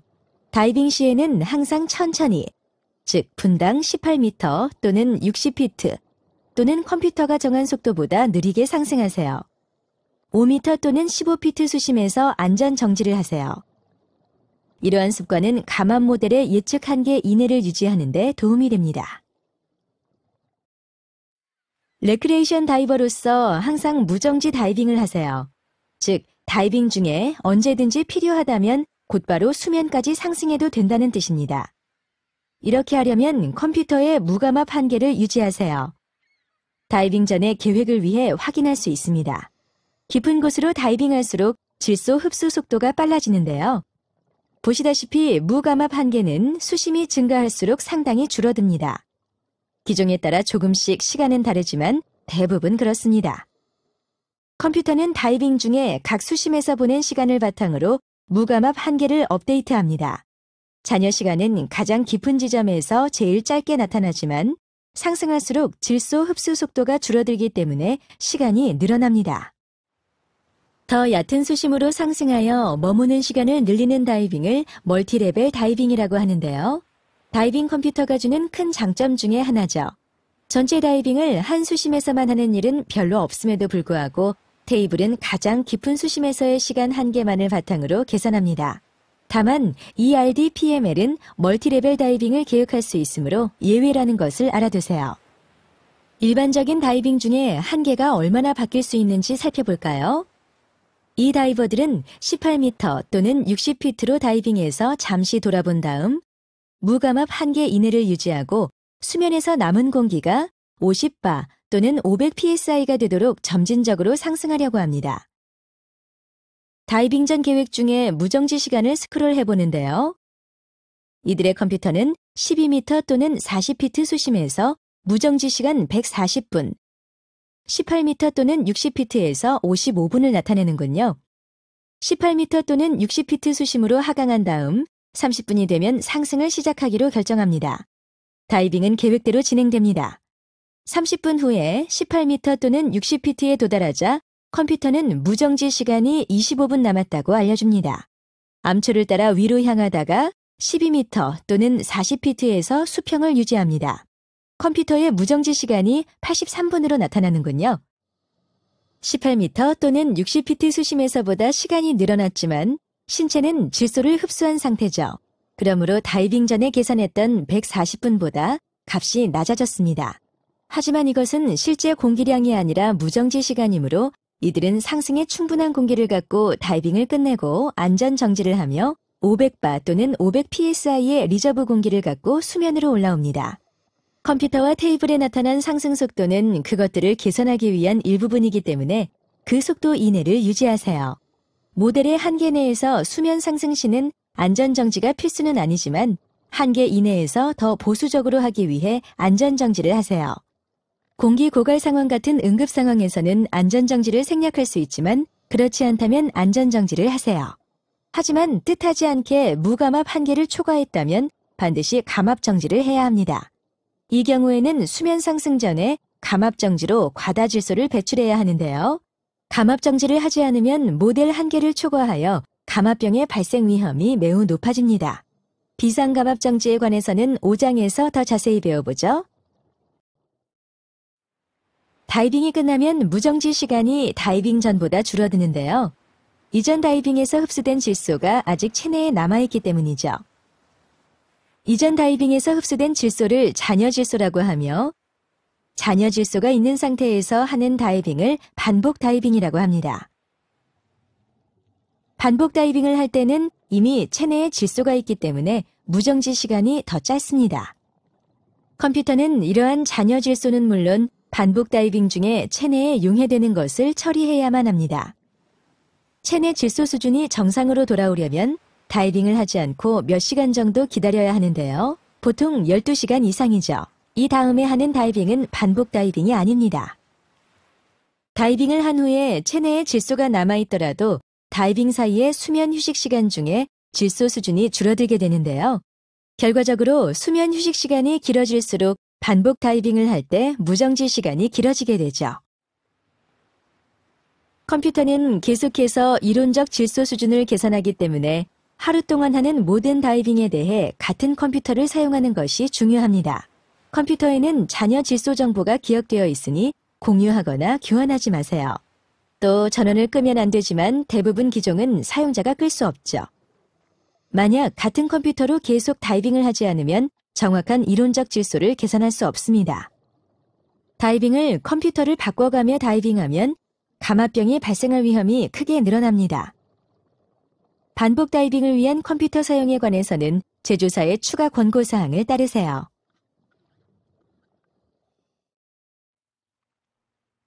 다이빙 컴퓨터를 사용하기 전에 제조사의 설명서를 빠짐없이 읽어두세요. 다이빙 컴퓨터는 기능도 레이아웃도 천차만별이지만 다이빙 전에 무감압 한계를 알려준다는 점은 실질적으로 같습니다. 수중에서는 현재 수심, 경과 시간 및 잔여 무정지 시간을 확인할 수 있습니다. 상승 속도 표시기는 상승 속도를 알려주며 만약 뜻하지 않게 무감압 한계를 넘었을 때는 비상 감압 정보를 제공합니다. 각 다이빙 사이에는 수면 휴식 시간을 알 수 있고 이전 다이빙 정보를 불러올 수 있습니다. 다이빙을 계획할 준비가 되면 화면에서처럼 버튼을 누르거나 접촉 부분을 건드려 활성화하세요. 스크롤한 무감압 한계를 바탕으로 버디와 함께 최대 수심과 시간을 합의하세요. 반복 다이빙은 무감압 한계가 상대적으로 짧고 얕은 수심 다이빙과 멀티레벨 다이빙은 길다는 것을 알아두세요. 최대 시간과 공기 사용 한계를 계획하세요. 종종 실제로 사용할 수 있는 공기보다 무정지 시간이 훨씬 더 길죠. 시간, 공기 공급, 돌아갈 지점 또는 잔여 무정지 시간 등 본인 또는 버디가 먼저 도달하는 한계를 바탕으로 다이빙 방향을 돌리세요. 이러한 한계를 슬레이트에 적어두고 다이빙 중에 참고하세요.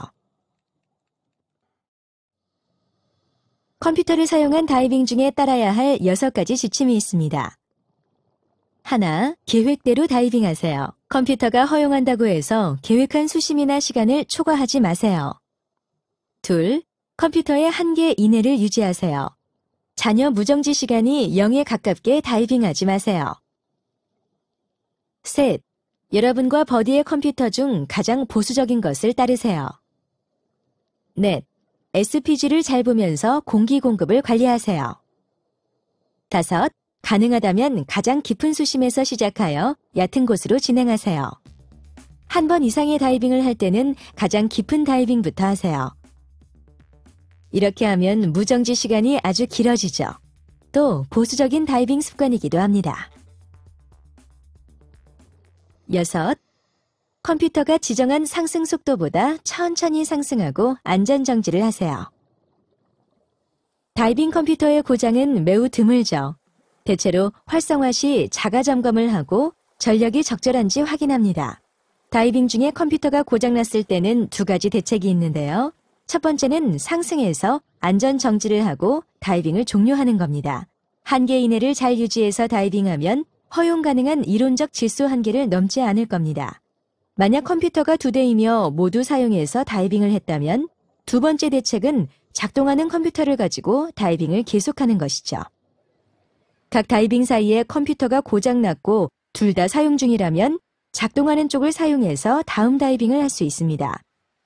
한 대만 사용 중인데 고장난다면 다이브 테이블, 수심계 및 타이머와 함께 본인의 시간 및 수심 정보를 사용해서 다이빙을 계속할 수도 있습니다.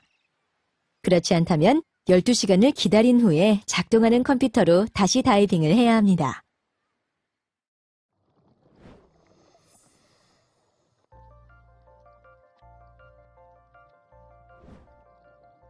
다이버는 수중 세계에 있어 심각한 위협은 아니지만 환경 친화적 다이빙 기술을 적용하는 것이 중요합니다.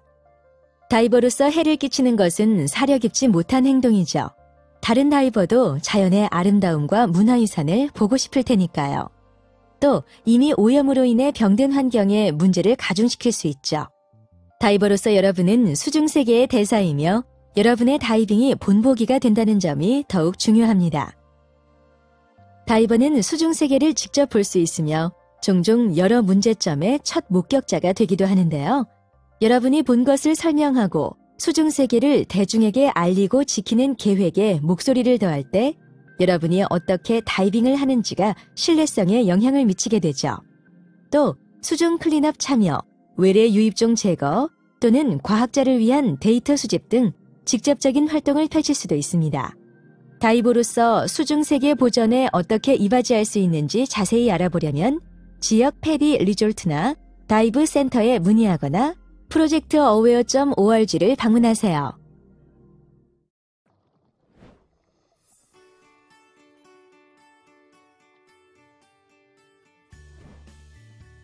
여러분이 배울 기술 중 하나는 수면에서 스쿠버 키트를 착용하는 법인데요. 소형 보트 입수 시의 일반적인 절차지만 모든 크기의 선박이나 부두에서 입수하거나 다른 상황에서도 사용할 수 있죠. 장비를 완전히 조립한 상태에서 다이빙 전 안전 점검을 하세요. 꼭 착용한 상태가 아니라도 됩니다. 물에 뜨는지 확인하세요. 착용한 다음에 웨이트를 집어넣어야 할 수도 있습니다.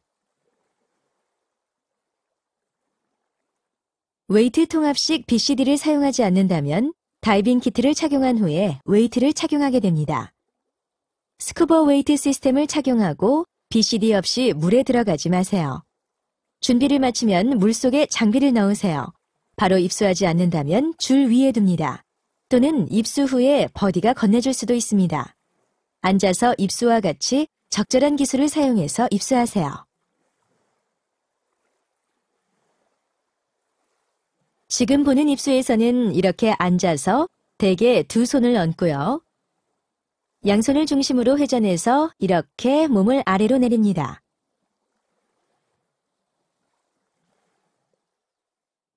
이제 허리밴드에 버클을 풀고 키트를 똑바로 세워서 착용합니다. BCD 안에 간신히 물에 뜰 정도의 공기가 들어있으면 도움이 될 수 있죠.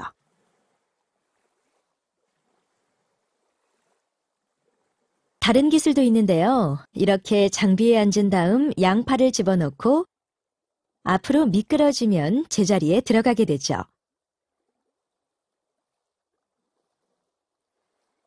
다음으로 하네스를 고정 및 조정한 후 너무 무거워서 분리해 놓은 웨이트 시스템이 있으면 착용하세요.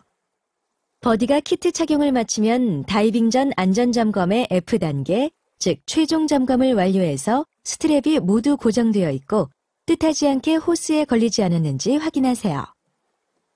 스쿠버를 착용한 중에 앉아서 조절된 입수 방법을 사용할 수 있습니다. 입수 전에는 항상 BCD를 부분적으로 팽창시키고 호흡기로 호흡하세요. 몸을 낮춰서 물에 들어가기 전에 탱크 바닥이 플랫폼 가장자리에 닿지 않게 하세요. 지치거나 경련 또는 수영을 어렵게 만드는 다른 문제를 겪는 버디를 도와야 할 수도 있는데요. 먼저 둘 다 부력을 갖추도록 하세요. 짧은 거리일 때는 이렇게 탱크 밸브 끌기를 하세요. 거리가 멀 때는 지친 다이버 밀기를 해서 가야 하는 방향을 볼 수 있습니다. 화면에서처럼 다이버의 발을 본인의 어깨에 놓고 여러분의 손은 무릎을 잡습니다. 그리고 안정된 속도로 천천히 수영하세요. 이 기술은 중성부력 기술을 개방수역에서 하게 될 하강, 수영 및 상승과 통합한 것인데요.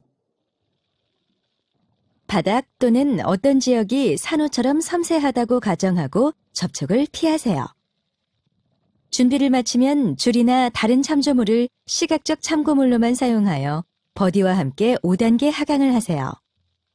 부력을 통제해서 하강을 조절하여 바닥 위로 약 1m 또는 3피트에서 1.2m 또는 4피트 지점에서 정지하고 중성 부력을 갖추도록 하세요. 다음으로 부력을 조절해서 바닥을 건드리지 않고 수영하세요. 부력뿐만 아니라 움직임도 조절하세요. 원할 때만 특정한 물체와 접촉하도록 연습하세요. 참고물로 돌아온 다음 그것을 시각적 참고물로만 사용해서 5단계 상승하세요. 이번에도 바닥에 닿지 않도록 하세요. 마스크를 잃어버려서 다시 찾을 수 없다면 마스크 없이 다이빙을 마쳐야 하는데요. 마스크 없이 수영하기를 통해 연습할 수 있죠. 마스크를 벗고 버디와 접촉하세요. 가능하다면 눈을 감지 마세요. 콘택트 렌즈를 착용 중이라면 눈을 감으세요. 귀를 압력 평형하고 부력을 조절하면서 버디의 도움을 받아 최소 15m 또는 50피트 정도 수영하세요. 입으로 호흡하는 것에 집중하세요. 코 속에 물이 조금 있으면 코를 통해서 뿜어냅니다. 수영을 마치면 마스크를 다시 착용하고 물을 빼내세요. 3장에서 프리플로우가 발생한 호흡기로 호흡할 수 있다고 배웠습니다. 본인 또는 강사가 퍼지 버튼을 눌러서 프리플로우 상태를 연출합니다.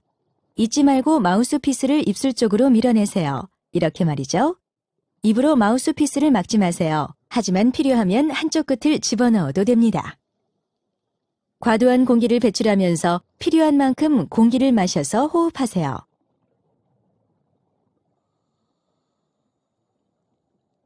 연습이 끝나면 SPG를 확인하세요. 사용한 공기량 때문에 놀랄 수 있을 텐데요. 프리플로우가 생긴 호흡기로 호흡할 때는 즉시 상승을 시작하는 것이 중요하다는 것을 잘 알 수 있죠. 저압 인플레이터를 분리해야 할 때는 수중에서 입으로 BCD에 공기를 불어넣어서 부력을 조절할 수 있습니다. 인플레이터나 디플레이터를 왼손으로 이렇게 쥐세요. 호흡기로 호흡한 다음 화면에서처럼 BCD에 숨을 3분의 1에서 2분의 1 정도 불어넣고 호흡기에서 물을 빼기에 충분한 양을 아껴두세요. 다시 호흡기를 입에 문 다음 부력이 더 필요하면 절차를 반복하세요. 입에서 호흡기가 빠지면 잊지 말고 버블을 불어내세요. 중성 부력이 갖춰지면 호흡 조절을 사용하고 필요에 따라 조금씩 조절해서 60초 동안 호버링 하세요.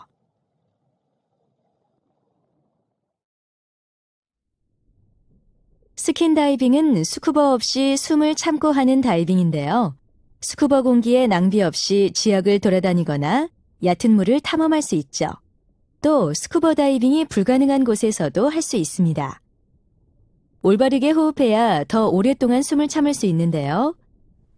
편안하게 횡격막으로 호흡하세요.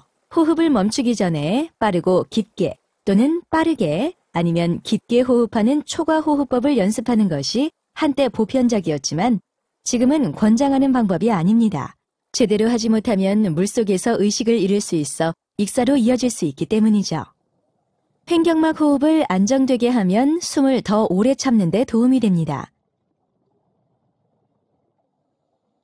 숨 참는 다이빙을 한 다음 수면으로 돌아올 때 횡격막을 통해 정상적으로 호흡하세요. 오랫동안 숨을 참은 뒤 수면으로 나와서 강하게 숨을 내쉬면 실신할 수도 있습니다. 체내 산소 및 이산화탄소 수준이 정상으로 돌아오는 몇 분 동안 휴식을 취하세요. 현기증 또는 가벼운 어지러움이 느껴지거나 손, 팔 또는 발이 따끔하다면 다이빙을 중단하세요. 완전히 회복될 때까지 수면에서 휴식과 안정을 취하고 호흡하세요. 빠르게 물속에 들어가려면 덕 다이빙이라고도 하는 헤드 퍼스트 수면 다이빙을 하세요. 횡격막을 통해 안정되게 호흡하면서 앞으로 수영한 다음 숨을 멈추고 이렇게 앞으로 몸을 숙이세요. 어떻게 하면 다리를 가능한 한 직선으로 높게 뻗을 수 있을까요? 웨이트를 통해 효율적으로 몸을 눌러내릴 수 있죠. 앞에서 배운 것처럼 압력 평형을 하면서 아래로 수영하세요. 안정을 취하며 탐험하세요. 꾸준히 연습하면 한 번의 호흡으로 놀랄 만큼 오랫동안 머무를 수 있을 겁니다. 한 명이 내려가는 동안 버디는 그대로 머물러 있죠. 차례를 바꿔서 한 명은 올라가고 한 명은 내려갑니다. 이렇게 하면 도움이 필요할 때 신선한 공기로 호흡한 버디가 내려와서 도와줄 수 있죠. 호흡이 급할 때는 위를 보고 손을 뻗어 회전하세요.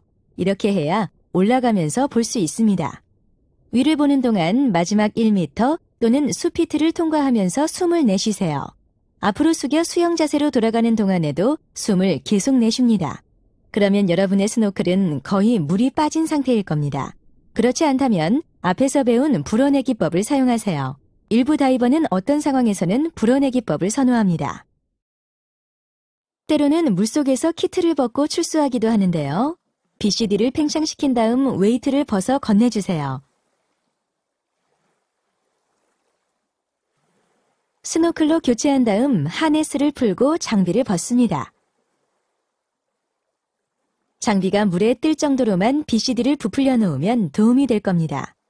다른 장비가 빠지지 않게 한 뒤 키트를 건네주거나 줄에 매달아 두세요.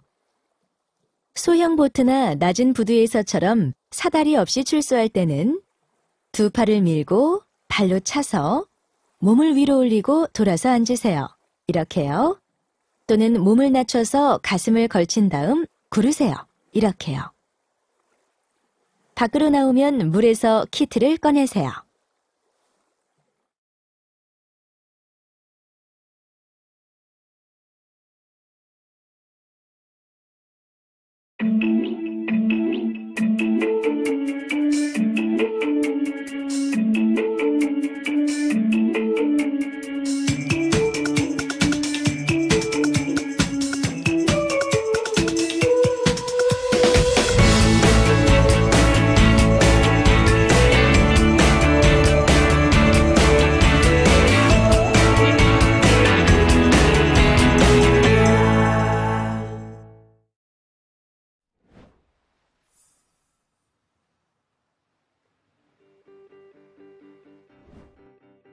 종종 다이빙을 하고 물 밖에서 시간을 좀 보낸 다음 컴퓨터에 나타난 무정지 한계를 바탕으로 반복 다이빙을 계획하는데요.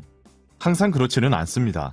때로는 어느 정도의 수심에서 얼마나 오랫동안 다이빙을 할지 알고 있기 때문에 대신 두 다이빙 사이의 휴식 시간을 계획하죠. 이것을 최소 수면 휴식 시간 찾기라고 합니다. 버디와 함께 난파선에서 다이빙한다고 가정해보세요. 첫 번째 다이빙은 18m 또는 60피트로 40분간이었고 두 번째 다이빙을 15m 또는 50피트로 하기로 합니다. 원하는 다이빙 시간은 45분이며 경험을 바탕으로 해당 다이빙과 안전정지를 하고 적절한 리저브 공기를 남겨두고 수면에 올라갈 수 있을 정도의 공기가 있다는 것을 알고 있습니다. 한계 이내를 유지하기 위해 시작 전에 컴퓨터가 무정지 시간을 적어도 50분 정도로 보여주어야 한다는 것에 동의합니다. 그렇다면 18m 또는 60피트로 40분간 다이빙한 다음 얼마나 기다려야 50m 또는 50피트에서 무정지 시간 50분을 얻을 수 있을까요? 한 가지 방법은 컴퓨터에 원하는 시간이 나타날 때까지 주기적으로 무감압 한계를 스크롤하는 것인데요.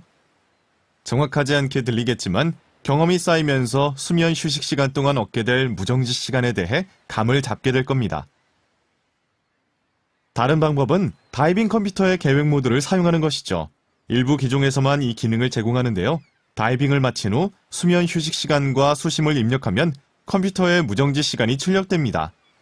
이 기능에 대해서는 제조사 설명서를 참고하거나 강사와 상담하세요. 다이빙 계획 앱이나 RDP 테이블 또는 ERDP ML을 사용해도 최소 수면 휴식 시간을 찾을 수 있습니다.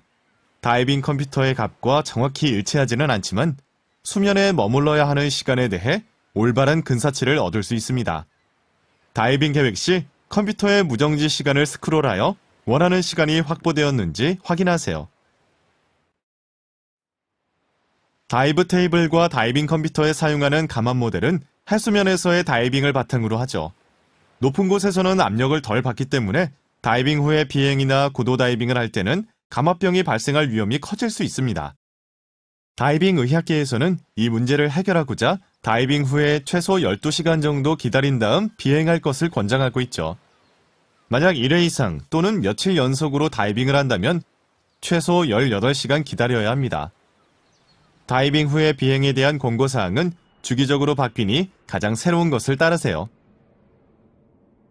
해발 300m 또는 1000피트 이상에 위치한 장소에서는 고도 다이빙 절차를 따라야 하는데요. 컴퓨터의 기종에 따라서 고도에 맞게 설정해야 하거나 자동으로 설정됩니다. 제조사 설명서를 참고하세요. 다이브 테이블을 사용할 때는 실제 수심을 압력 차이에 맞게 조절한 이론적 수심으로 변환해주는 특별한 표를 사용하죠. 높은 곳에서 개방수역 다이빙을 할 때는 강사가 이러한 옵션으로 도움을 줄 겁니다. 저체온증을 예방하기 위해 보온을 해야 하며 과로를 예방하기 위해 편안하게 다이빙해야 한다고 배웠습니다. 춥거나 힘들게 활동하는 것은 감압병 위험을 증가시키는 원인이 될 수도 있는데요. 춥거나 힘든 활동을 피하려고 해도 예상했던 것보다 더 춥거나 힘든 활동을 하는 것 같다면 평소보다 훨씬 더 보수적으로 대처하세요. RDP 테이블이나 ERDPML을 사용할 때는 실제 수심보다 4m 또는 1000피트 더 깊게 해서 찬물 또는 힘든 다이빙을 계산하세요. 안전정지는 특히 신중한 대처일 수 있죠. 뜻하지 않게 무정지 한계를 넘어버리면 컴퓨터가 비상감압 정지 수심과 시간을 알려줄 겁니다. 표시된 정지 수심보다 얕은 곳으로 상승하지 마세요. 수면으로 상승할 수 있는 시간 또는 비상감압 정지가 1회 이상일 때 다음 정지 시간을 컴퓨터가 알려줍니다. 비상감압 정지를 완료하는 것이 중요하다고 해도 그것 때문에 공기를 모두 사용해서는 안 됩니다.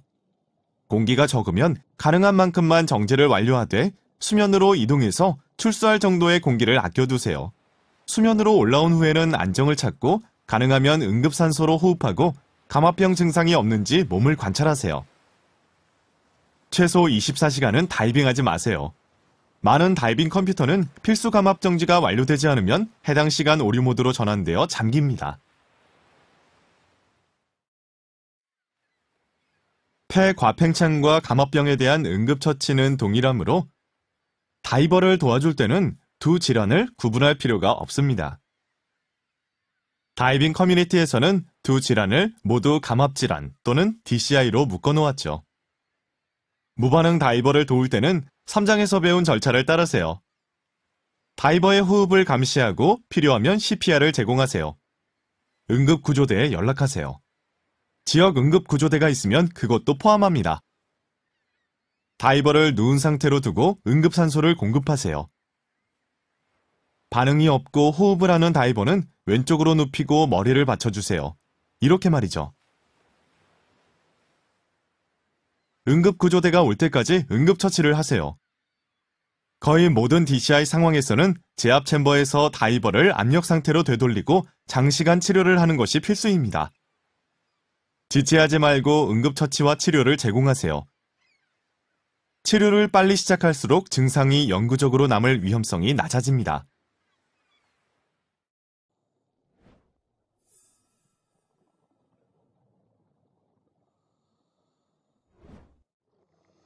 질소와 산소는 압력을 받을 때 술에 취한 것 같은 효과를 일으키는데 이것을 기체 마취라고 합니다. 직접적으로 해롭지는 않지만 올바른 판단과 조정력을 잃게 될 수 있죠. 취한 느낌, 조정력 상실, 생각이 느려짐, 반응이 느려짐, 부적절한 웃음, 우울증, 잘못된 안전의식, 안전을 무시하고 스트레스를 받는 상황에서 불안 및 또는 패닉이 기체 마취의 징후와 증상에 포함됩니다. 마취는 그 영향이 사람마다 다르지만 대체로 30m 또는 100피트에 근접하는 수심에서 징후나 증상이 나타나는데요. 필요하거나 약을 복용했거나 알코올을 섭취하면 더 얕은 수심에서도 증상이 나타날 수 있죠. 찬물 다이빙, 어두운 곳 또는 제한된 시야가 마취 효과를 증가시키는 것으로 보이지만 다이빙 경험이 그러한 효과를 줄이게 됩니다. 보통 30m 또는 100피트보다 얕은 수심에서 다이빙할 때는 마취가 큰 문제를 일으킬 가능성이 낮습니다. 하지만 마취 징후나 증상이 나타나면 얕은 수심으로 상승하세요. 보통은 금방 사라집니다. 개방수역 다이빙 중에 수중 나침반을 가지고 항법을 연습을 하게 되는데요. 다이빙 중에 공기를 절약하고 출수 지점과 비교해 현재 위치를 알 수 있게 도와주는 기본적인 기술이죠. 표준 나침반은 이렇게 생겼습니다. 북침 또는 인디케이터는 항상 자북 방향을 가리키죠. 러버라인은 항상 진행 방향을 가리킵니다. 베젤은 북침 위에 인덱스 마크를 놓을 수 있도록 회전하고요. 방위 참조로 방향을 기록할 수 있죠. 이렇게 나침반을 쥐고 수영합니다. 러버라인이 신체 중심축과 일직선을 이루도록 평형 상태를 만드세요. 수영하면서 나침반을 살펴보세요. 콘솔 부착형 나침반은 이렇게 줍니다. 러버라인이 원하는 진행 방향을 가리키도록 하고 북침을 잘 고정한 다음 인덱스 마크를 회전해서 북침 위에 놓아서 세팅합니다. 이제 이동하면서 북침이 인덱스 마크를 벗어나지 않게 하고 러버라인이 신체와 일직선을 이루게 하세요. 코스에서 벗어나면 북침이 인덱스 마크를 벗어나죠. 멈춰서 지나온 코스를 되돌아간 다음 다시 계속하세요. 버디는 항법 중에 접촉을 유지하면서 수심을 관찰합니다. 반대 방향으로 돌아올 때는 베젤을 180도 회전한 다음 북침이 인덱스 마크 사이에 놓일 때까지 회전하세요. 이제 지나온 길을 마주하게 되었네요. 일부 나침반은 인덱스 마크 두 쌍을 갖추고 있어서 베젤을 다시 설정할 필요 없이 다른 쌍을 사용하면 됩니다. 전자 나침반 기능을 가지고 있는 다이빙 컴퓨터가 점점 늘어나고 있는데요. 작동 방법은 비슷하지만 표시 내용이 다릅니다. 이러한 나침반을 사용한다면 제조사 설명서나 강사를 통해 사용법을 알아보세요. 여러분은 이 코스를 진행하면서 새내기 공인 패디 오픈 워터 다이버로서 지킬 책임이 있는 한계에 관해 배웠는데요. 몇 가지 정리를 해볼까요? 여러분은 최대 수심 18m 또는 60피트 또는 이보다 얕은 경우 실제 도달한 수심 이내에서 훈련을 받았죠. 경험을 쌓고 오픈워터 다이버 상위 코스에서 훈련을 받으면 레크레이션 목적 다이빙의 최대 도달 가능 수심이 40m 또는 130피트가 됩니다. 또 여러분은 훈련받을 때와 같거나 더 나은 상황에서 다이빙 컴퓨터 또는 테이블에 설정된 무정지 한계 이내를 유지하며 다이빙하도록 훈련받았죠. 패디 어드밴스드 오픈워터 다이버 코스, 디스커버 로컬 다이빙 프로그램 및 일부 다양한 패디 스페셜티 다이버 코스에 참가하면 자격을 취득할 수 있습니다. 가장 중요한 것은 본인의 기술 수준, 편안함 및 다이빙 상황을 평가해 각 다이빙에 적합한 한계를 설정하는 것은 본인 책임이라는 점이죠. 다이빙을 계속하는 방법은 때때로 새내기 다이버에게 큰 도전입니다. 다이빙 커뮤니티에서는 이것을 돕기 위해 세 가지 방법을 찾아내는데요. 첫 번째, 함께 다이빙을 즐길 사람을 만날 수 있는 다양한 모임에 참가하세요. 두 번째, 다양한 장소를 방문해 다이빙을 즐기고 계속 다이버 교육을 받아서 배우는 것을 계속하세요. 함께 다이빙할 친구를 만나는 것은 쉽습니다. 패디 리조트나 다이브 센터에서 시작하세요. 대체로 클럽과 다양한 활동이 만들어져 있으니 참가해서 즐기면 됩니다. 스쿠버 어스나 기타 소셜 사이트에서 온라인으로 다이버를 만나세요. 지역 다이빙 쇼에 참가하고 다이버가 되고 싶은 친구들을 초대하세요. 단체 다이빙 여행을 통해 새 친구를 사귈 수도 있죠. 다이빙 클럽과 마찬가지로 지역 다이빙 오퍼레이터는 지역 및 원거리 다이빙 여행을 주관하기도 합니다. 경험이 쌓이면 개인적인 여행을 계획해 볼 수도 있습니다. 훈련 목표를 설정하세요. 다이버로서 무엇을 하고 싶나요? 다음으로 목표에 맞고 흥미로운 다이빙 코스에 등록하세요. 여기서도 다른 다이버를 만날 수 있습니다. 또 종종 코스와 다이빙 여행을 하나로 묶을 수도 있죠. 또 개인 스쿠버 키트에 투자하는 다이버가 다이빙을 지속하고 더 많은 것을 얻는다고 하는데요. 놀라운 일은 아니죠. 앞에서 배운 것처럼 개인 장비는 자신이 선호하고 본인에게 알맞게 조절되어 있으며 원하는 다이빙에 적합한 장비입니다. 패디 다이빙 교육 시스템의 목적은 다이빙을 안전하게 하고 지속적으로 다이빙을 즐길 수 있도록 돕는 것입니다. 다양한 선택과 명확한 경로를 제공하여 원하는 방법을 통해 원하는 영역에서 성장하고 다이빙을 즐길 수 있도록 해주죠. 언젠가 패디 오픈 워터 스쿠버 인스트럭터가 되는 것에 대해 생각 중인 분도 계실 겁니다. 패디 시스템과 함께 교육을 계속해 나가면 새로운 기술을 배우고 새 다이빙 친구를 사귀고 다양한 종류의 장비에 관해 더 많이 배우며 새 지역과 다이빙 장소를 방문하게 됩니다. 강사나 다이브 오퍼레이터와 관심 있는 것에 대해 상담하고 패디닷컴을 자주 방문하여 패디 시스템이 제공하는 최신 정보와 추가 사항을 확인하세요.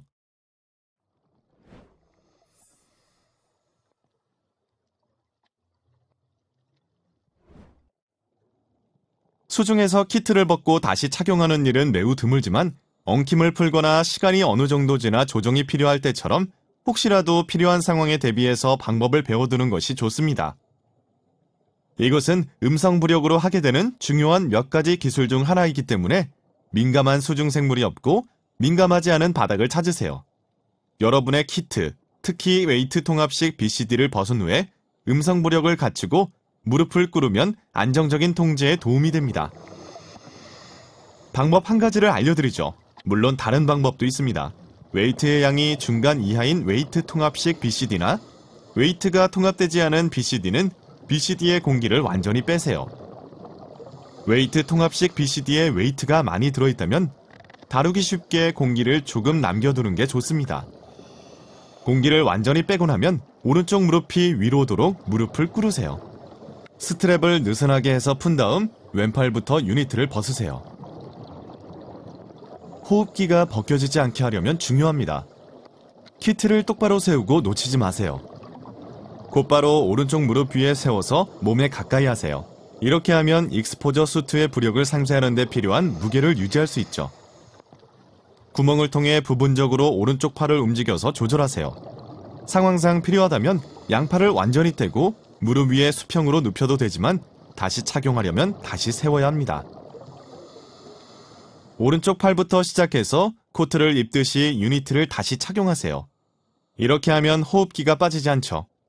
웨이트가 여러분을 안정적으로 하도록 오른쪽 어깨 위로 완전히 밀어주세요. 오른손으로 탱크 바닥을 붙잡고 몸을 앞으로 약간만 기울이면 도움이 될 것입니다.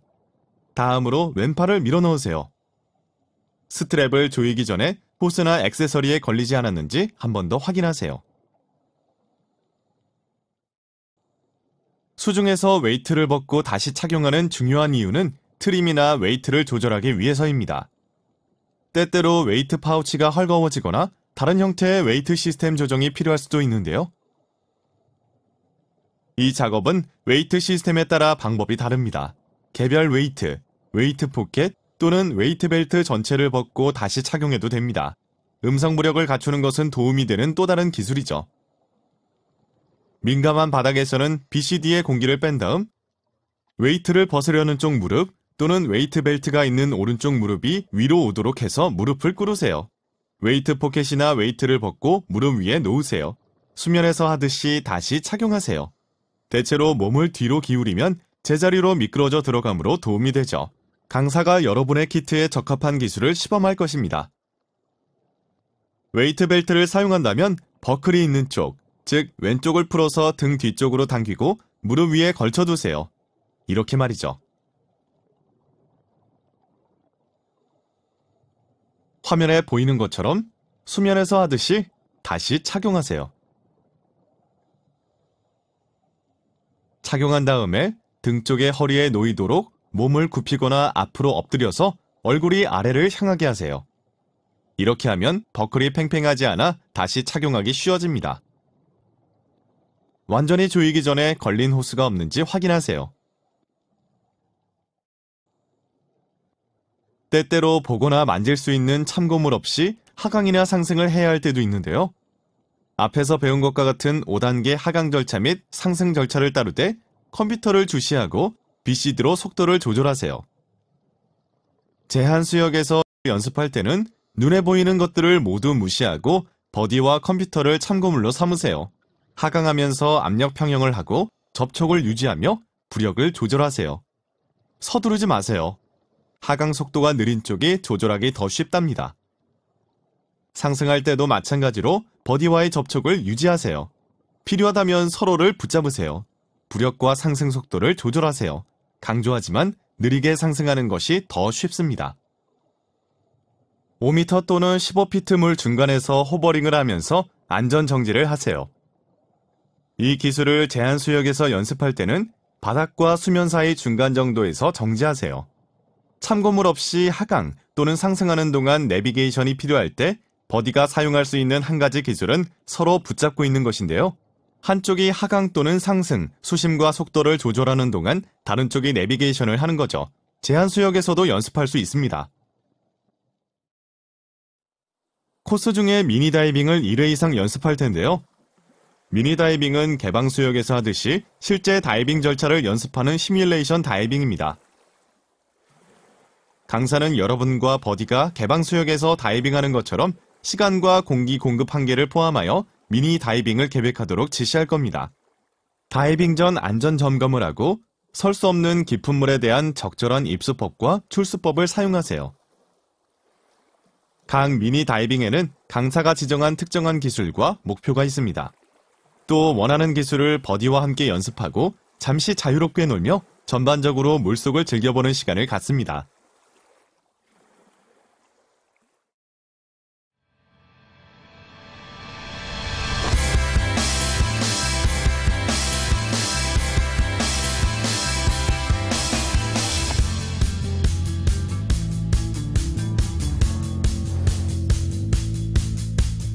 다이빙을 배우는 것은 어려울 수 있지만 동시에 값지고 신나며 새롭습니다.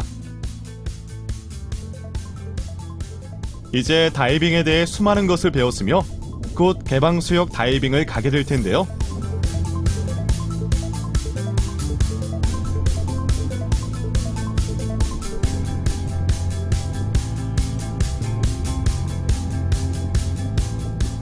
패디 오픈워터 다이버가 되는 것은 즐겁고 만족스러운 일이지만 그저 시작일 뿐입니다.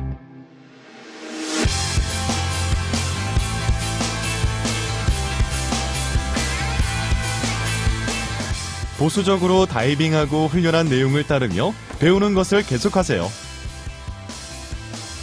평생에 걸친 수중 모험이 여러분을 기다립니다.